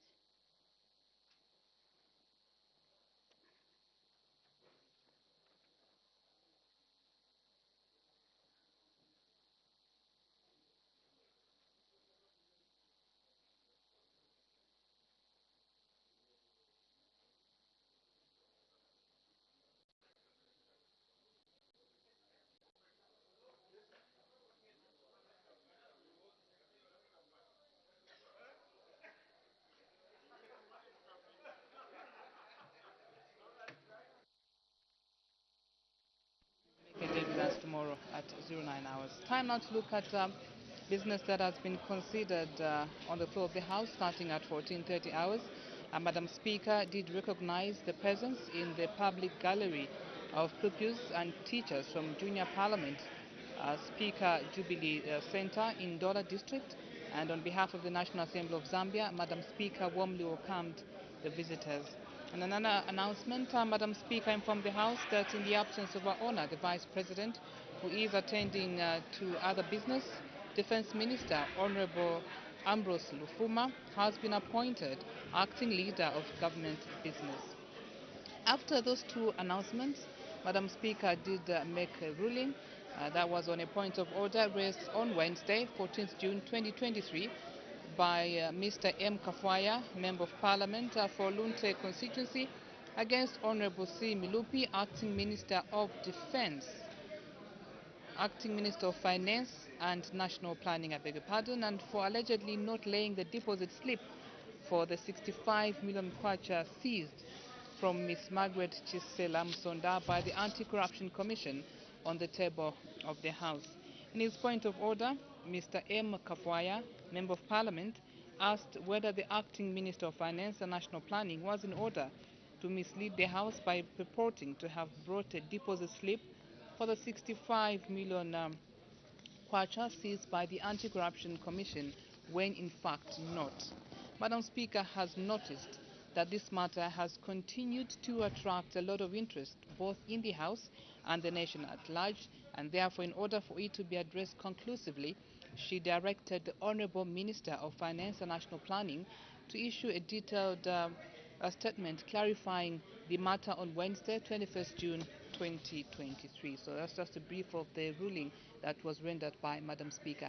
After that ruling, the House went on to consider one question for oral answer under Standing Order 76, and this one came from Mr. Kangombe of Kamfisa constituency, question 290.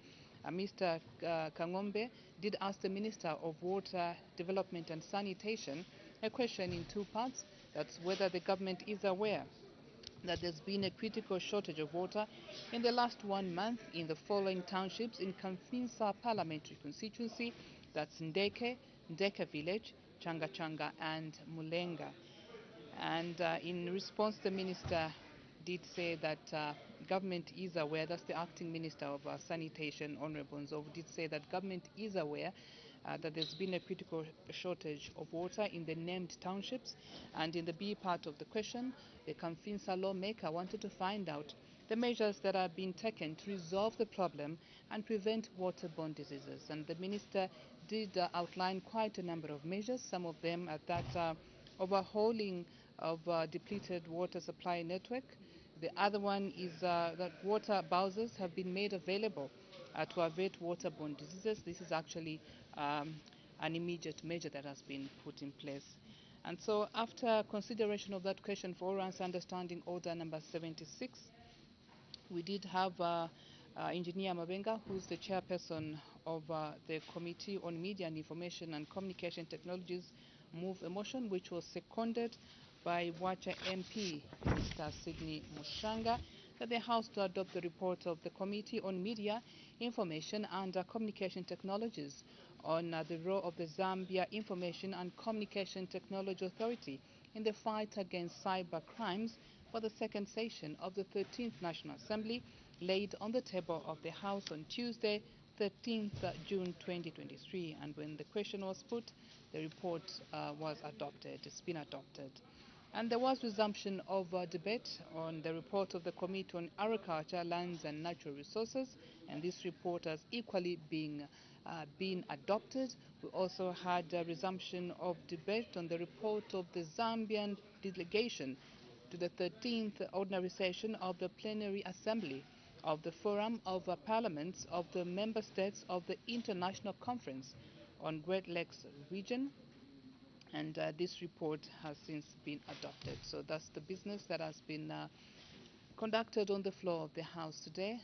Would like to thank you so much for your time. Be sure to join us tomorrow at 09 hours for more live parliamentary proceedings from all over CA. Bye-bye and God bless.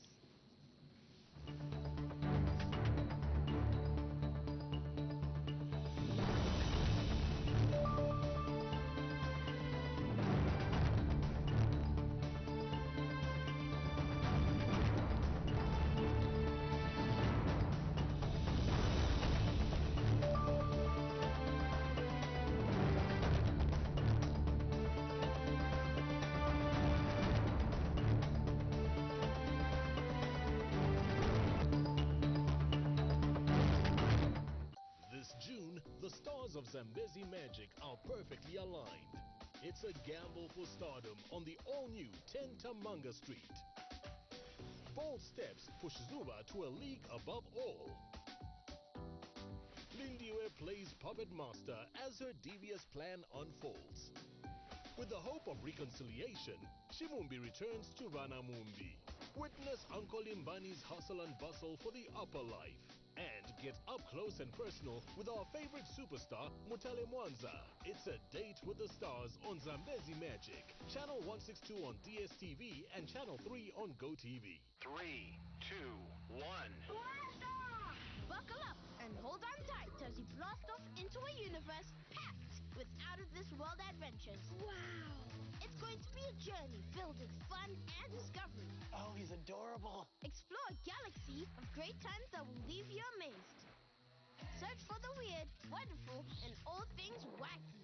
Welcome to the future. Discover strange creatures, hidden powers, and unravel secrets. So cool. And find the superpowered strength you never knew you had. Heck yeah! So go wild. Tune in and let the thrilling adventures begin. Let's get wild! There's always something to love on GoTV. You deserve an escape to paradise. Let's take you there with some of your favorite local content lined up on GoTV. GoTV. Be part of it. Live life. Mwamene ifunika kunkadila. GoTV. Nia moyo. Tamban mashows yonse from as low as 35 kwacha per GoTV and feel the best of local content. GoTV. Love it.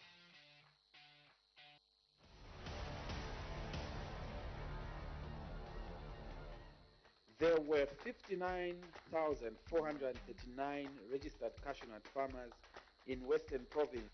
The situation as it is, I'm incapacitated. The good people of Petauke, especially in Inika 1, where we don't have water. This is now a serious risk on the people of Iteztezi. Last week we registered one maternal death. Within the CDF, we can build palaces for all chiefs in our country.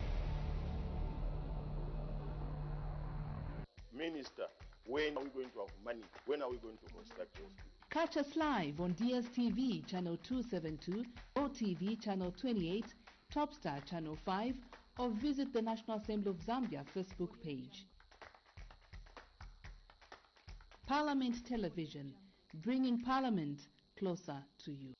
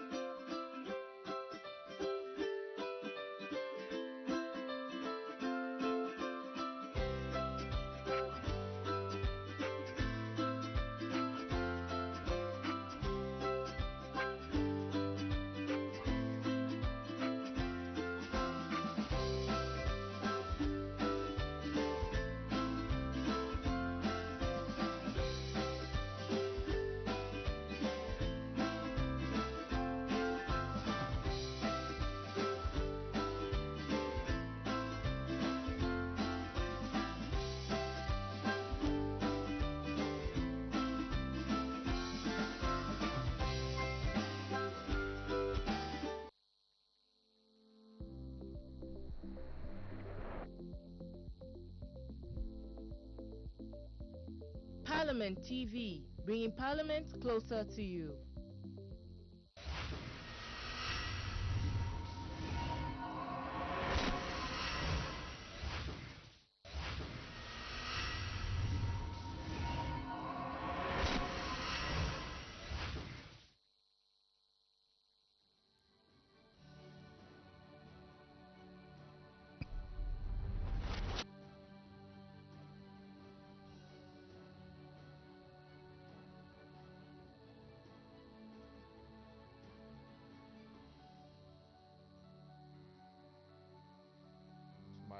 My name is Jeff Murebwa, or to complete the first name is Jeffrey Murebwa.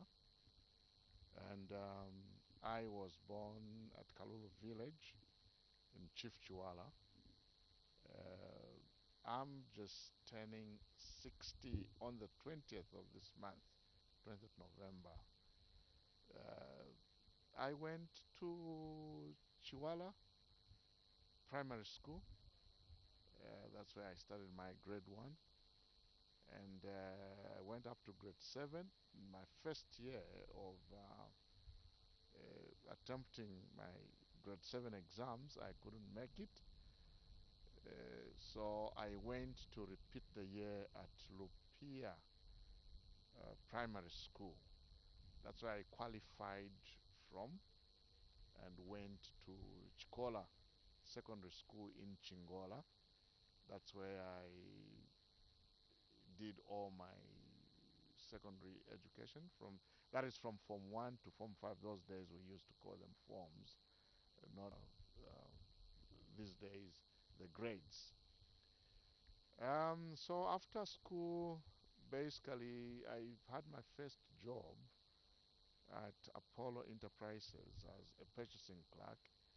Thereafter, I now after serving as group and sales marketing manager in Indola, I went into pastoral for many years, but may I also state that along the way I did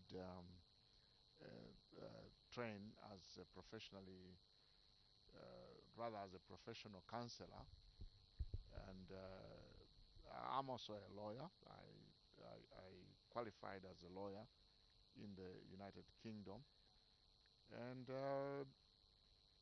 I was married to my wife for 20. Unfortunately, I lost her to cardiac arrest on the 17th of July 2016. I am not married yet, or I haven't remarried, because it's been very difficult to find Miss Right.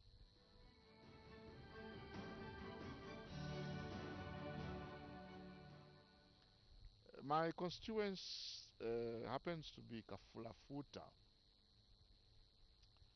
Now, as I said, I was born and bred in Kafulafuta, and as I was growing up, really, Kafulafuta didn't look like it was anything that one would bother about in the years to come. We grew up in the village doing what every other child would do in a village setup, where we would go kill some birds with catapults, then go to steal some sweet potatoes and do some uvuni, as we used to call it. So basically, I grew up not knowing that Kaflafuta was actually a very wealthy place, until the recent years, when companies have come to invest in Kaflafuta. May I be quick to